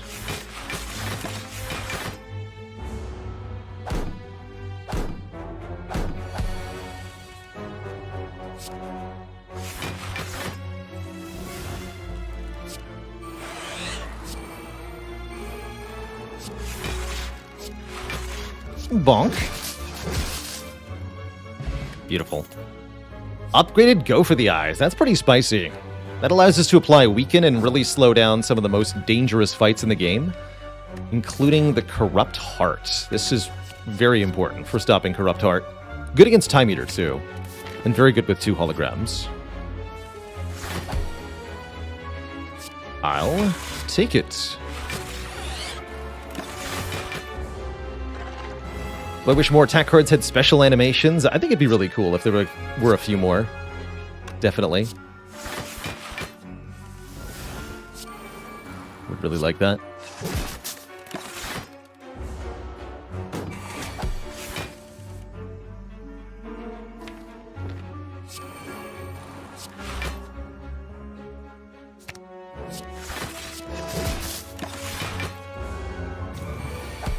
Just scale the frost orbs, don't question it.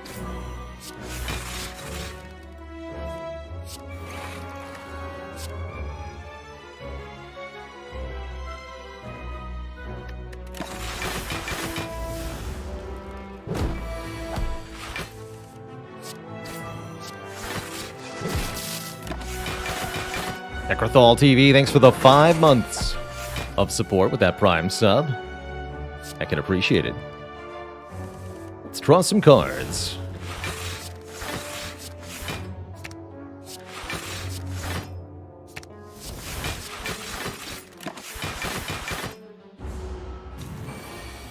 gonna be a very strong blizzard now. Hello?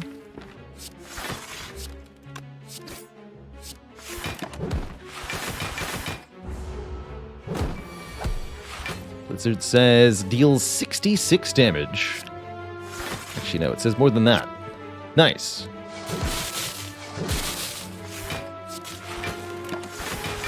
Hopefully, buffer stops that damage, but you can see the fight got a little out of control there.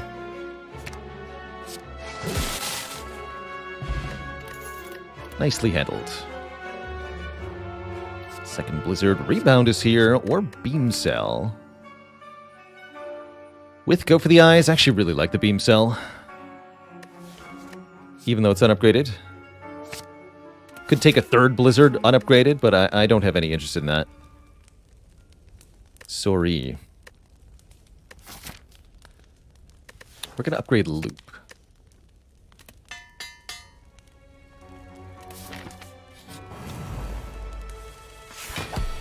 Fission's also pretty tempting. Do I Ascender's Bane here? I don't think I bother.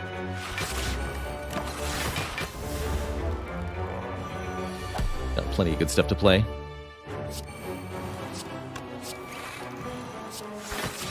Giant Head should be very easy for this deck, actually.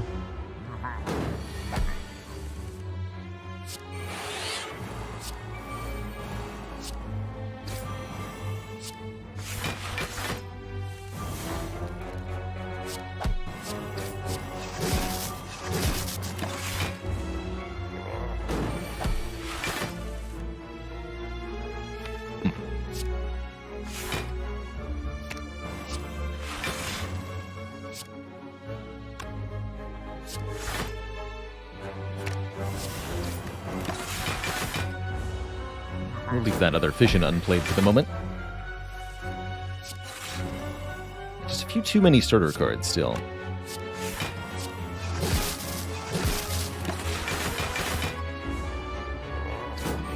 Tick-tock. Time is running out. So they say.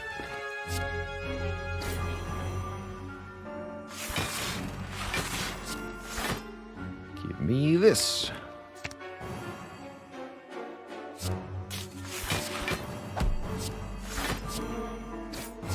Bonk.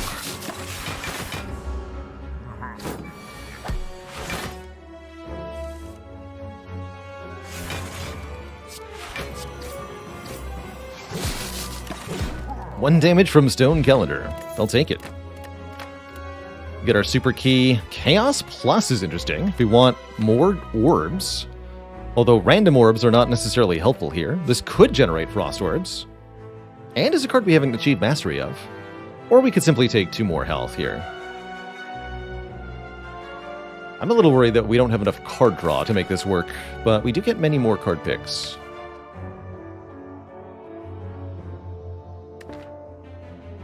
Chaos another time. Do we want turbo? Or energy generation? Honestly, I'm not feeling it.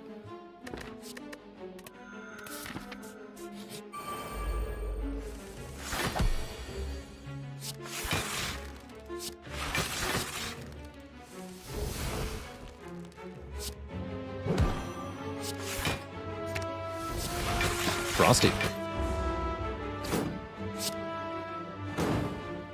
Did we skip our Act 2 boss relic? We did not. We have a sneaky boss relic here, the Frozen Core, the replacement starting relic for the defects.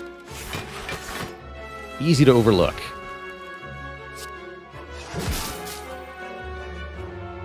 Because why would anyone take Frozen Core?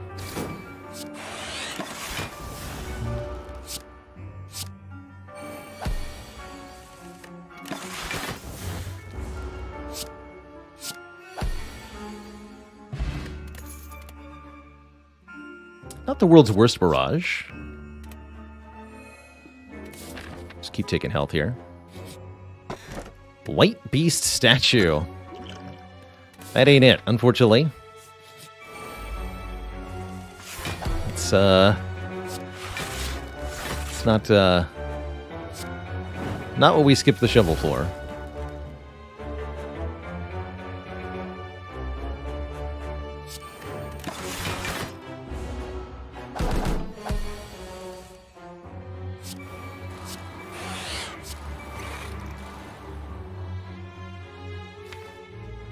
This is fine.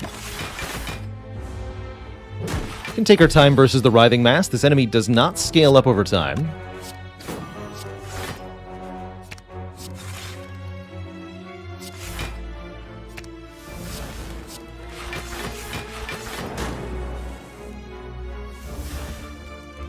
One of comparatively few enemies who don't do that. Scale, that is. It's pretty good damage, but I'm not going to bother yet.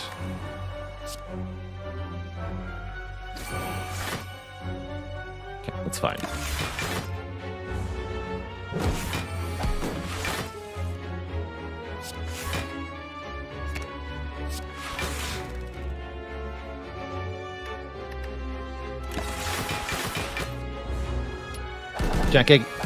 Jack asks, what is the maximum amount of damage that Writhing Mass can do?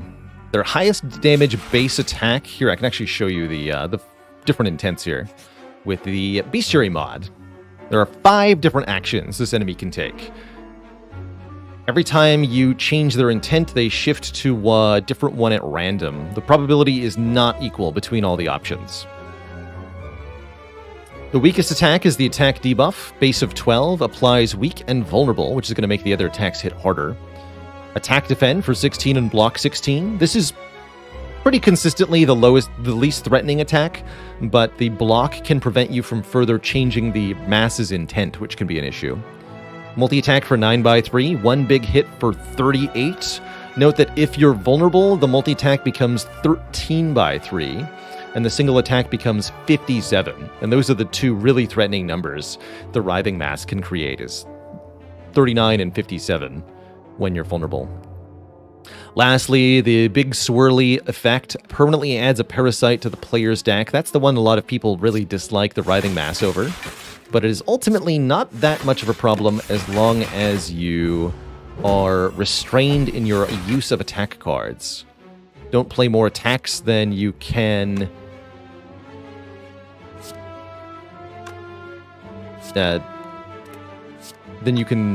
do while still safely having an option to change their intent afterwards. So, for example, after that Blizzard, we can reroll again by doing Hologram on the Blizzard. But we prefer to, once we find an intent that's not threatening, just leave it as such. Note that if you strike the Writhing Mass without damaging the actual health, then you will not change the intent of the Writhing Mass. So here, for example, I'm going to play this Blizzard for 64 damage. If this had been the Curse, we could play Strike again. If I didn't have the Strike in my hand, playing the Blizzard would have been a bad idea. And now we're almost done the fight. Just give me Hologram and we're good. Or Blizzard, that works too. We're out of there. Fruit juice, come on. And there's card draw. Skim, draw 3 cards, thank goodness. was wondering if we'd ever find card draw. Could actually take more combats, less events, but I think events here at the end of Act 3 are pretty good. Could get a rare relic, could get colorless cards. It's going to be a rare relic. These two are pretty threatening. Do I have what it takes to fight these enemies? Actually, I don't think that I do. This is one of the most threatening fights in the Spire, and I don't have potions to burn here. These enemies scale very quickly, and it's really all about can you kill one of them quickly? We can't, actually. So I think we could end up losing way more health here than acceptable. This fight definitely scales faster than any of the bosses coming up. I'm gonna leave. Maybe that's a sign I should have taken not the event, but maybe we'll get Mind Bloom from the next one.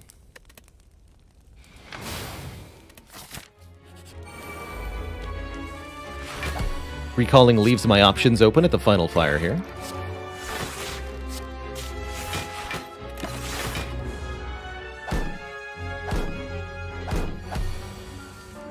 Definitely happy with Bottled Glacier in this moment.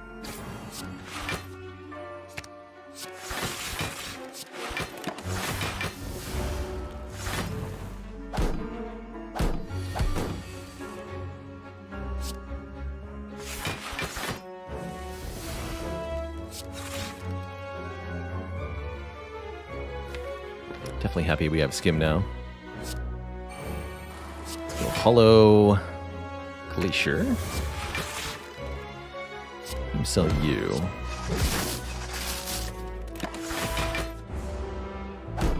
Great stuff. I need so many more upgrades. Can't tell if the Skim upgrade or the Heatsinks upgrade is better for our card draw.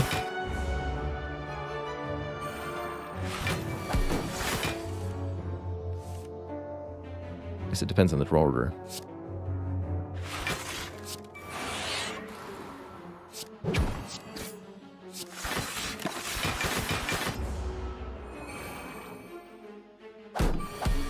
Deck feels like it wants more focus? Definitely. It's part of why the focus potion is going to be so important here. We'll have more focus for one fight, but only for one fight. Interesting. You know what? Yeah, I'll take another Blizzard Plus. Let's do it. I think that's actually helpful most of the time. Sure were some good events we found. Alright, well, taking more combats would have been the right pick, but that's fine. We do get one more upgrade here. Unfortunately, there are several things I'd like to upgrade. Fission, Heatsinks, Hologram, and Skim are all, and Dual Cast are all very good upgrades, but we can only upgrade 2 of them. I'm thinking probably Heatsinks and Hologram, personally. Let's start with Heatsinks here. Ooh, and we drew it turn 1 even. Excellent. Take 1 damage. I'm okay with taking 1 damage.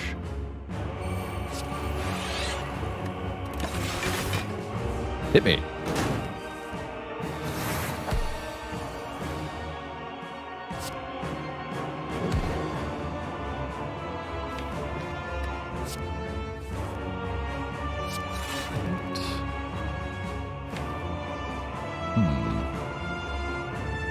Damage is incoming.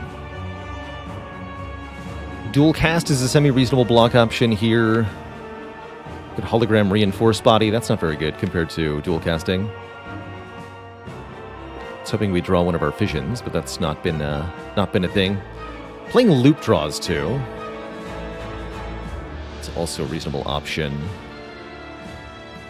But I don't have room in hand, so what I'm going to do is play the Ascender's Bane for space, even though we no longer draw off the puzzle, and then play Loop to draw 2 more. Which at least got me Recursion. I'm cool with that.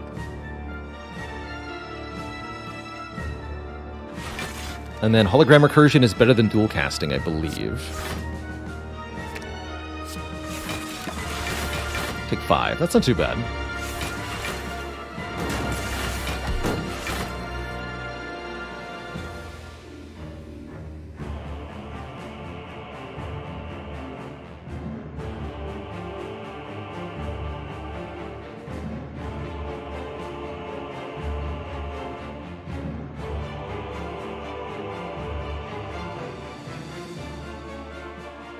And I owe the chat a dad joke.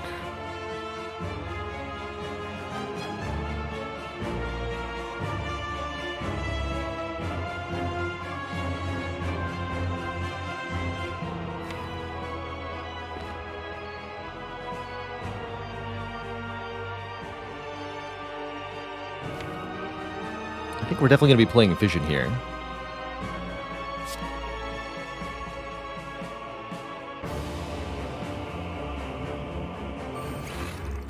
That actually draws everything. Then we can Glacier, then Fission. I'm cool with that. Let's go with an oldie but a goodie, considering we're about to play some Fission here. What kind of defect does the... what kind of car, excuse me, does the defect have? A Ford Fusion.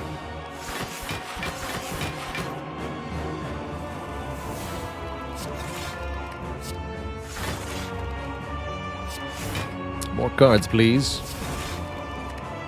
More ice, please.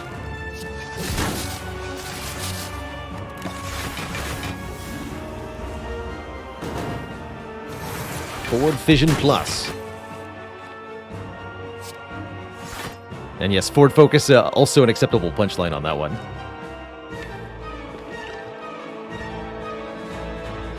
Gotta love when you can use multiple different words for the punnery. It's good times. Good times.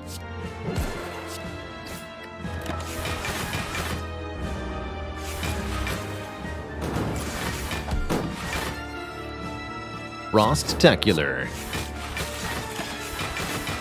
That one's a machine learning, I think. You just have nothing turns sometimes. I don't think those are going to cut it in Heart. Like, we can't just draw a Glacier Triple Defense Streamline versus Heart and expect that to go very well. It's a bit concerning.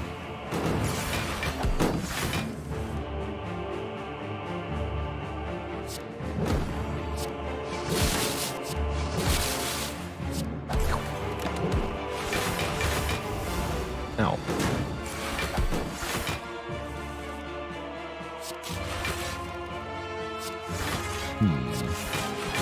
What even gets upgraded in Act 4?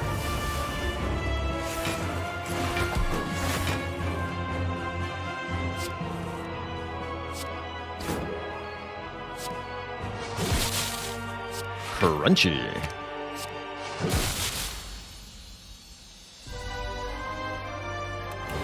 Alright, it's Time Eater, not the Awakened one, unfortunately. So I don't think we'll get to see a maximized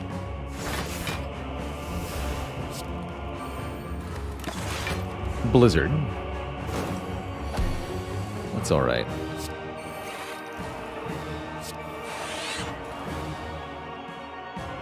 Seems like a situation I'd rather buffer for.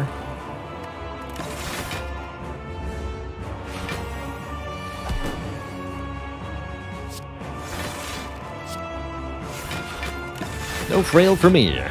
I'm a turnip. We could maybe do it against Spire Shield. That's an option.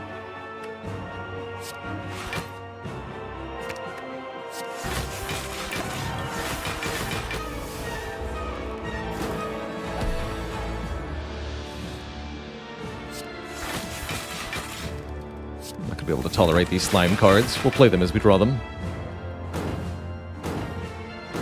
Do ultimately have to play cards here to be able to defeat Time Eater.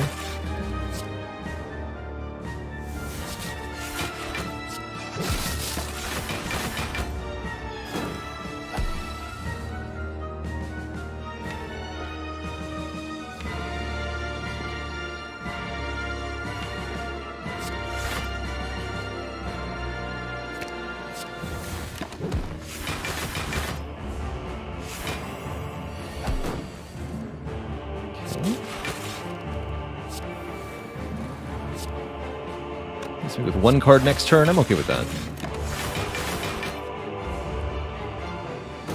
Slow and Steady wins the race against the Time Slug here.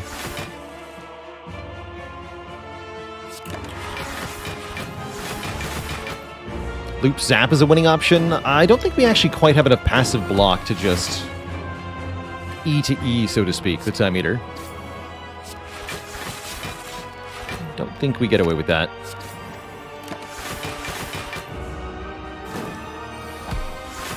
Scaling our blizzards ought to be more than sufficient, though.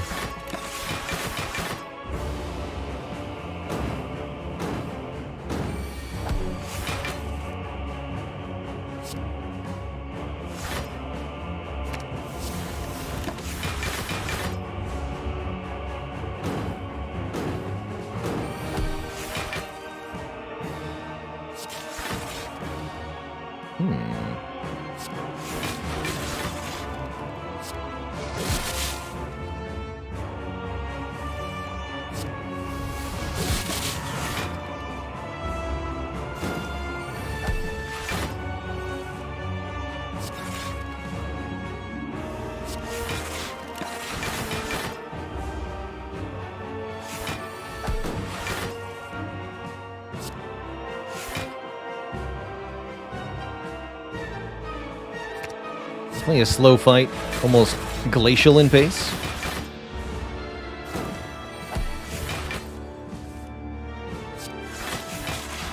But our victory is inevitable.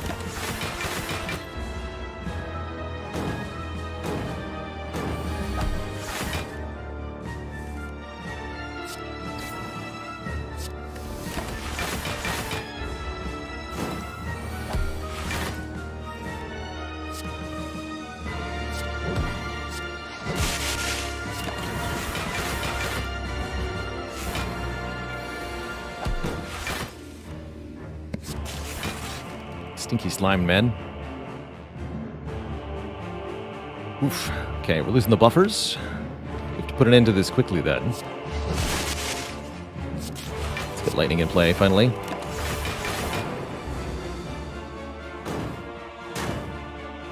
It's a very threatening turn. Doesn't matter, you're dead. 100 damage blizzard. GG. Cool. Made it through the time meter fight, no problem there. Two thump, two thump, two thump. A deep pulsing dread can be felt throughout the room. Is this the heart of the spire, the source of all these frost orbs? I have no idea if this is going to be sufficient. I'm going to be really honest here. Get one last upgrade, or a rest for 6 health. I think the upgrade's good. Hologram, Skim, and Fission are probably our best candidates. I'm thinking the second hologram upgrade's really important.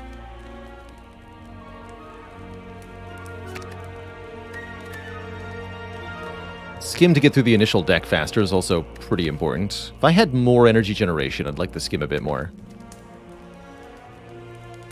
What's missing to an infinite? This deck is nowhere near infinite. All of the pieces to an infinite are missing from this deck for an infinite.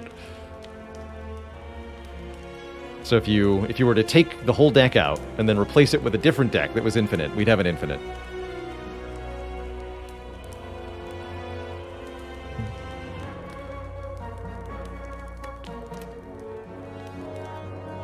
Why not just do that? Because we skipped the peace pipe, that's why, sorry.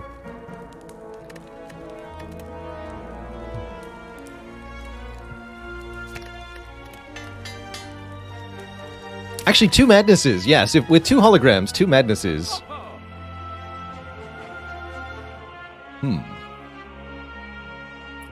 Alright, well, at worst, Ori is 10 max HP. At best, it's some really important cards.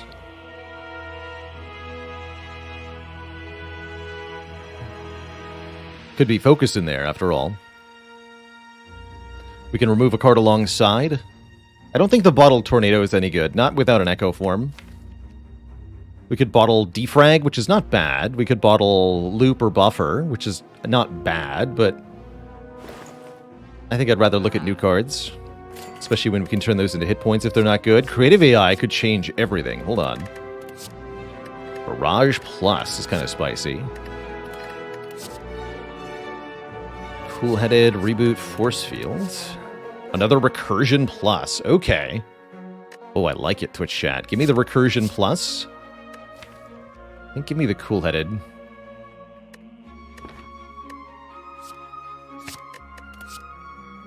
Skip. I think we skip this. It's like maybe a way to kill Shield and Spear, but I'm not sure it actually is. And I'm taking this because I think we need it. Okay, 130 gold left. What can we do? Probably just card remove. Yeah, I think just card remove. Get the last strike on.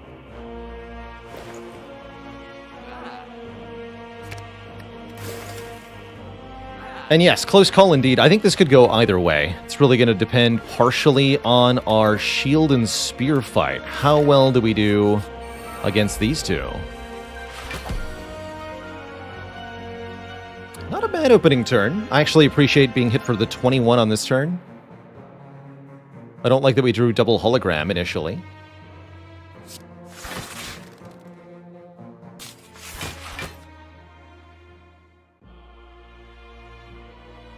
I do like that we're about to take 2 damage, though.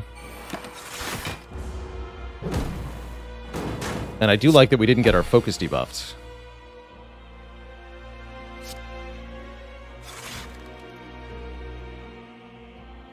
I'm gonna zap then, Fission.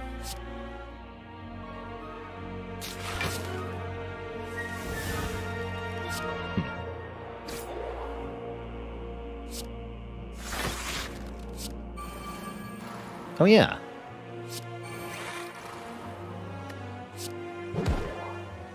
Convenient. Draw towards the recursions, or get more block this turn. I'm going to take a little bit of damage here. Block 12. So we do 29, take 44. Block potion's fine here. Although it might have use in the heart fight for the buffer.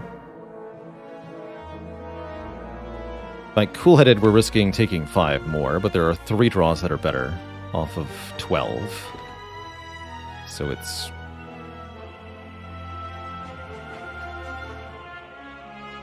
not that bad odds.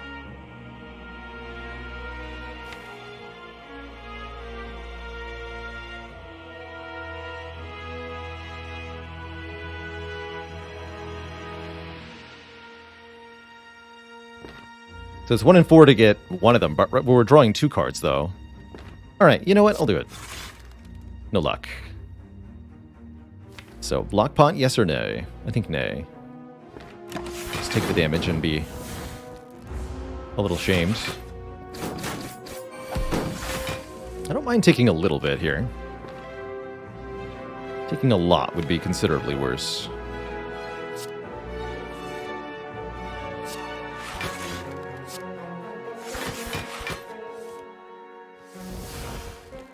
No way to turn around here. Okay, incoming damage is how much? 762. That's a nice amount. That's 69 damage. So if I creative AI... well, the heatsinks upgrade was so good. And then block for 27 more. We also get 4 at the turn. So 40 plus 27. That means I'll take 2 damage if I play the creative AI. I think that's worth it.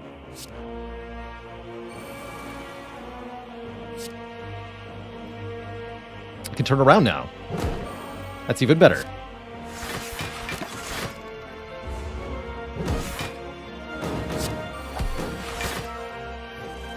More card draw.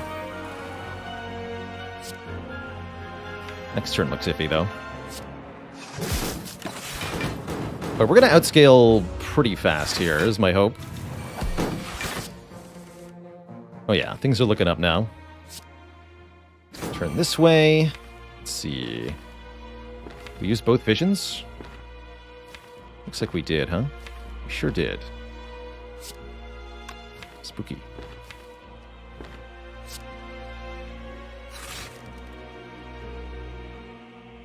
That's a little spooky.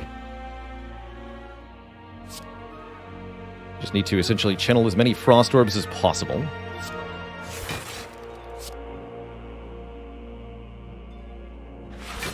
Which might not be enough. There's the fear currently. What if I had 2 Echo Forms? Would that be enough?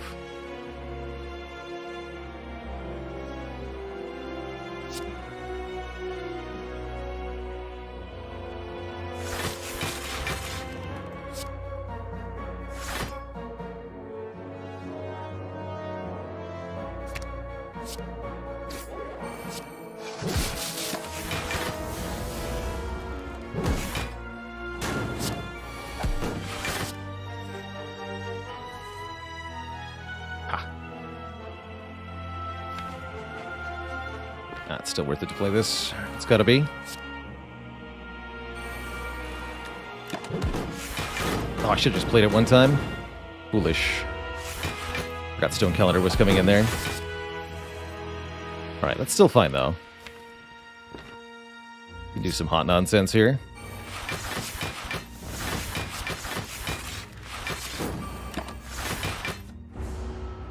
They're both very dead very soon.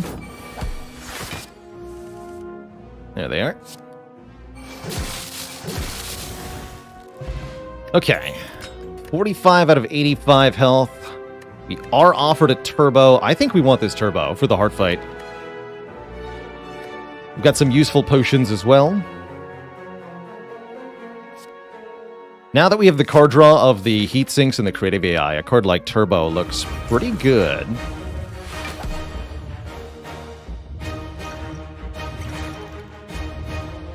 Fission turn 1 is kind of interesting.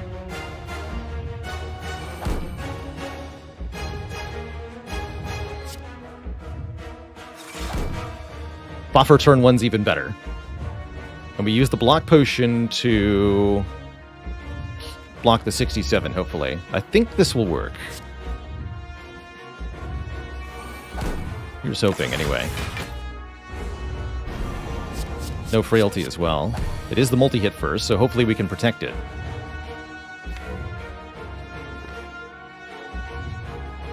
Looking pretty good.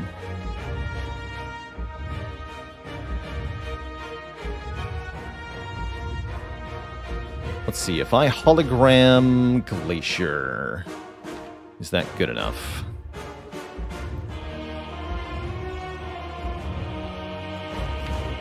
Three plus 5. Evoke this for 7. Get 12 at the end of the turn. 4 from plated armor. 12 from the block potion.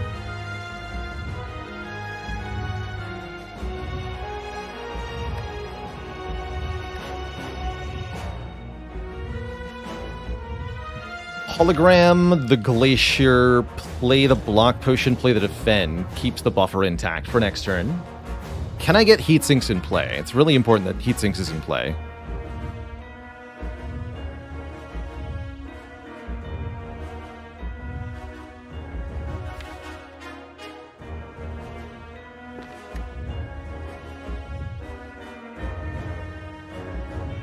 Hologram Fission. Go Heatsinks, Capacitor, Fission. That's an interesting option. Trying to draw forward to get our block, rather than blocking with what we have.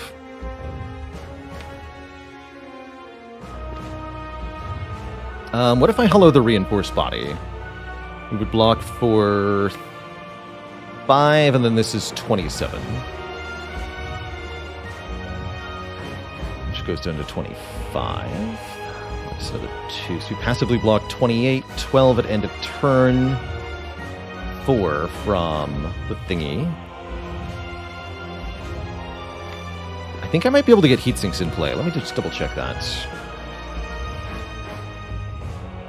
So hologram, reinforced body, play heat sinks, play reinforced body, use block potion. We block for 5 minus 2. Minus 2 when I play the heat sinks. Plus 18 from reinforced. Minus 2 from beat of death. End turn with 17 block.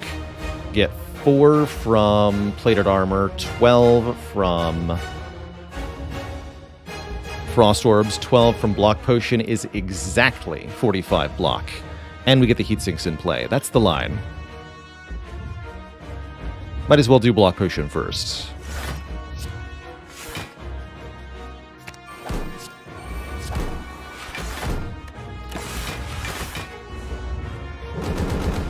Thanks, Red Needle.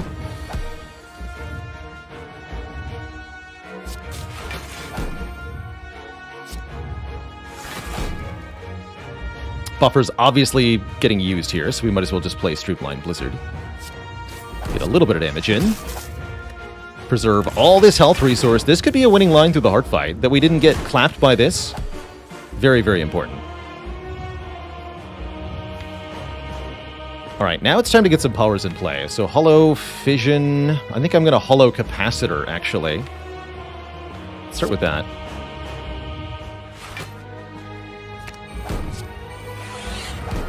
Here's Creative AI. So I can go Defend, Turbo, Creative AI. No, I can't.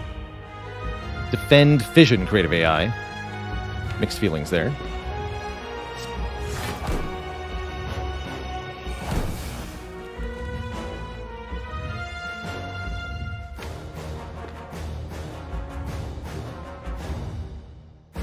I might need to play Defrag. This is really going to depend whether this is multi-hit first or not.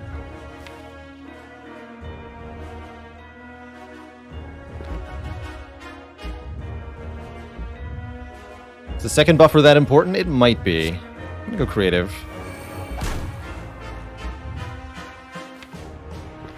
Yeah, it might be.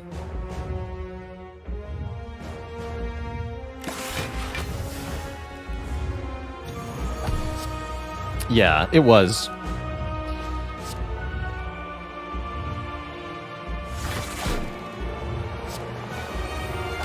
Fission. You'd love to see it. Okay, I think we're going to use the Fission here. 2-card draw, 3 energy.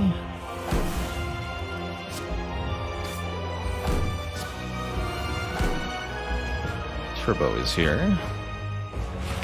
To get me more Frost ASAP. I'm probably going to go Turbo Hologram Glacier here. Scale up the Blizzard more, get our Frost Orbs refilled. Let's do that. Does that actually keep the buffer? Maybe I lied about the buffer being important. Yeah, I did. Never mind. Don't worry about it. Alright, we can hologram Go for the Eyes, which looks pretty important here. I don't see us full blocking this very easily. It's going to be 3x15. Storm does draw cards, but I'm a little worried about the fact that it'll replace our Frost Orbs with things we don't want.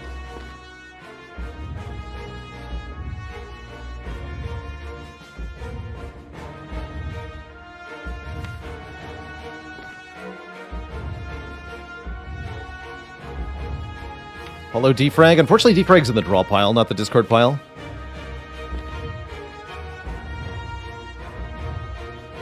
It'll also evoke Frost Orbs for big block, as long as we have them.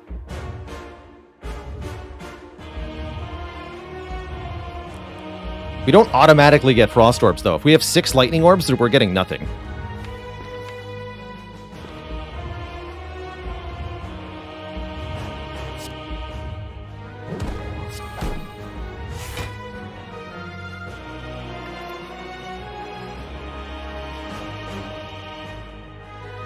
We'll live this. Could get Skim instead, but I don't really see what that's going to do for me. Gotta do some damage here. I'm going to skip this Storm for now. We might play it later, though.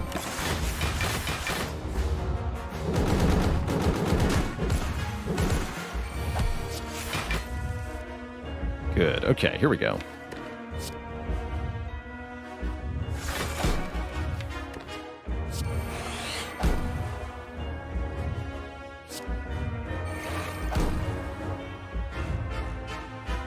These are good cards to shuffle without. Get in there, Stone Calendar.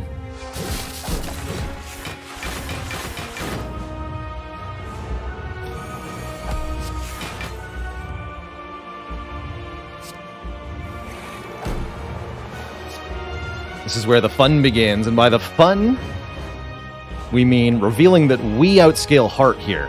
Heart scales up pretty fast here, it's true, but we scale faster.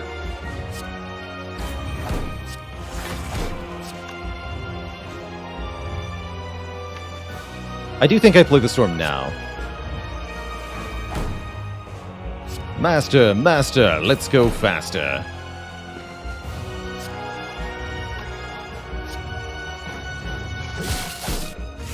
Skip everything.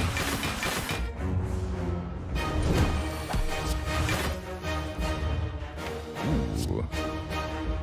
Turn.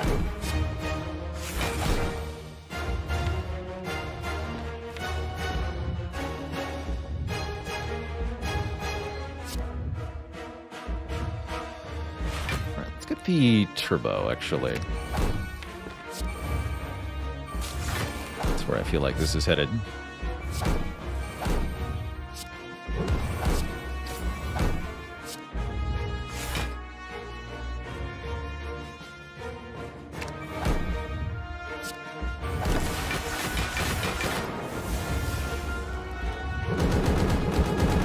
No statuses for me, thanks.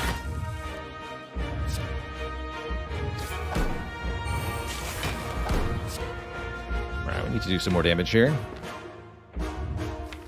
Cool with Blizzard, Hollowed Blizzard. Yeah, we are. Could also try to skim for the upgraded Blizzards, but I think that was good enough.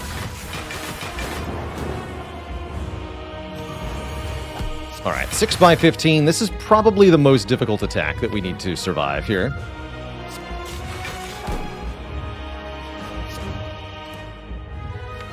Quite frankly, I don't see what the big deal is.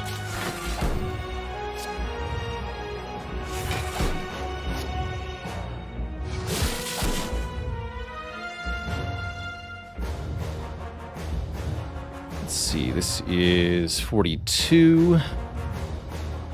So currently we'll take a small amount of damage. That's fine. This will result in 1 wound being added to the discard pile.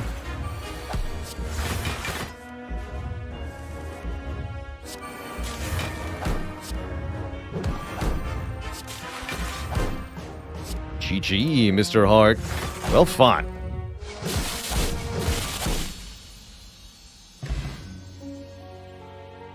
But we will win even if it takes an Ice Age. GG. What a cool run, Twitch chat. That Hart had no chance.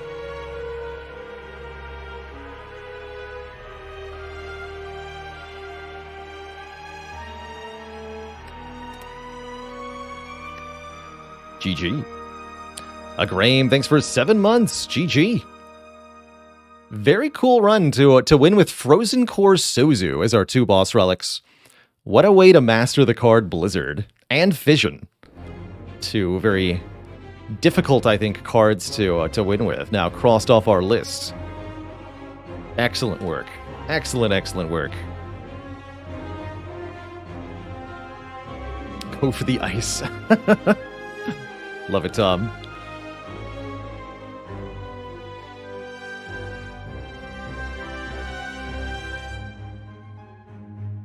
The Heart had absolute 0 chance there. The Spire sleepeth, and so shall I. Truly a precipitous moment here, winning with Blizzard.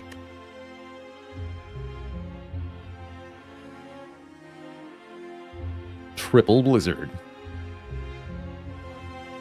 Double Fission. I liked it a lot. Liked it a lot. Fission hard to win with. Fission just hard to get 2 copies of and then win with, like any rare card.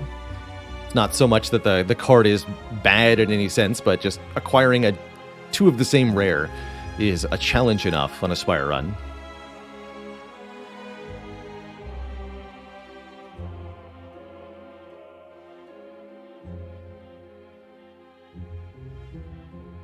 And Luminescent, thanks for 43 months. Here's to one of the best streaming communities. You're looking right at it. Excellent. Well, Twitch chat, that was an amazing first run. Next up, the Watcher is going to tackle the Spire. But before that happens, I need a break. Going to refill the legs, stretch my water, grab a quick snack here. So back in 5 to 10 minutes. And when I return, the Watcher strides forth and tries to cross some more cards off of her to-do list. BRB.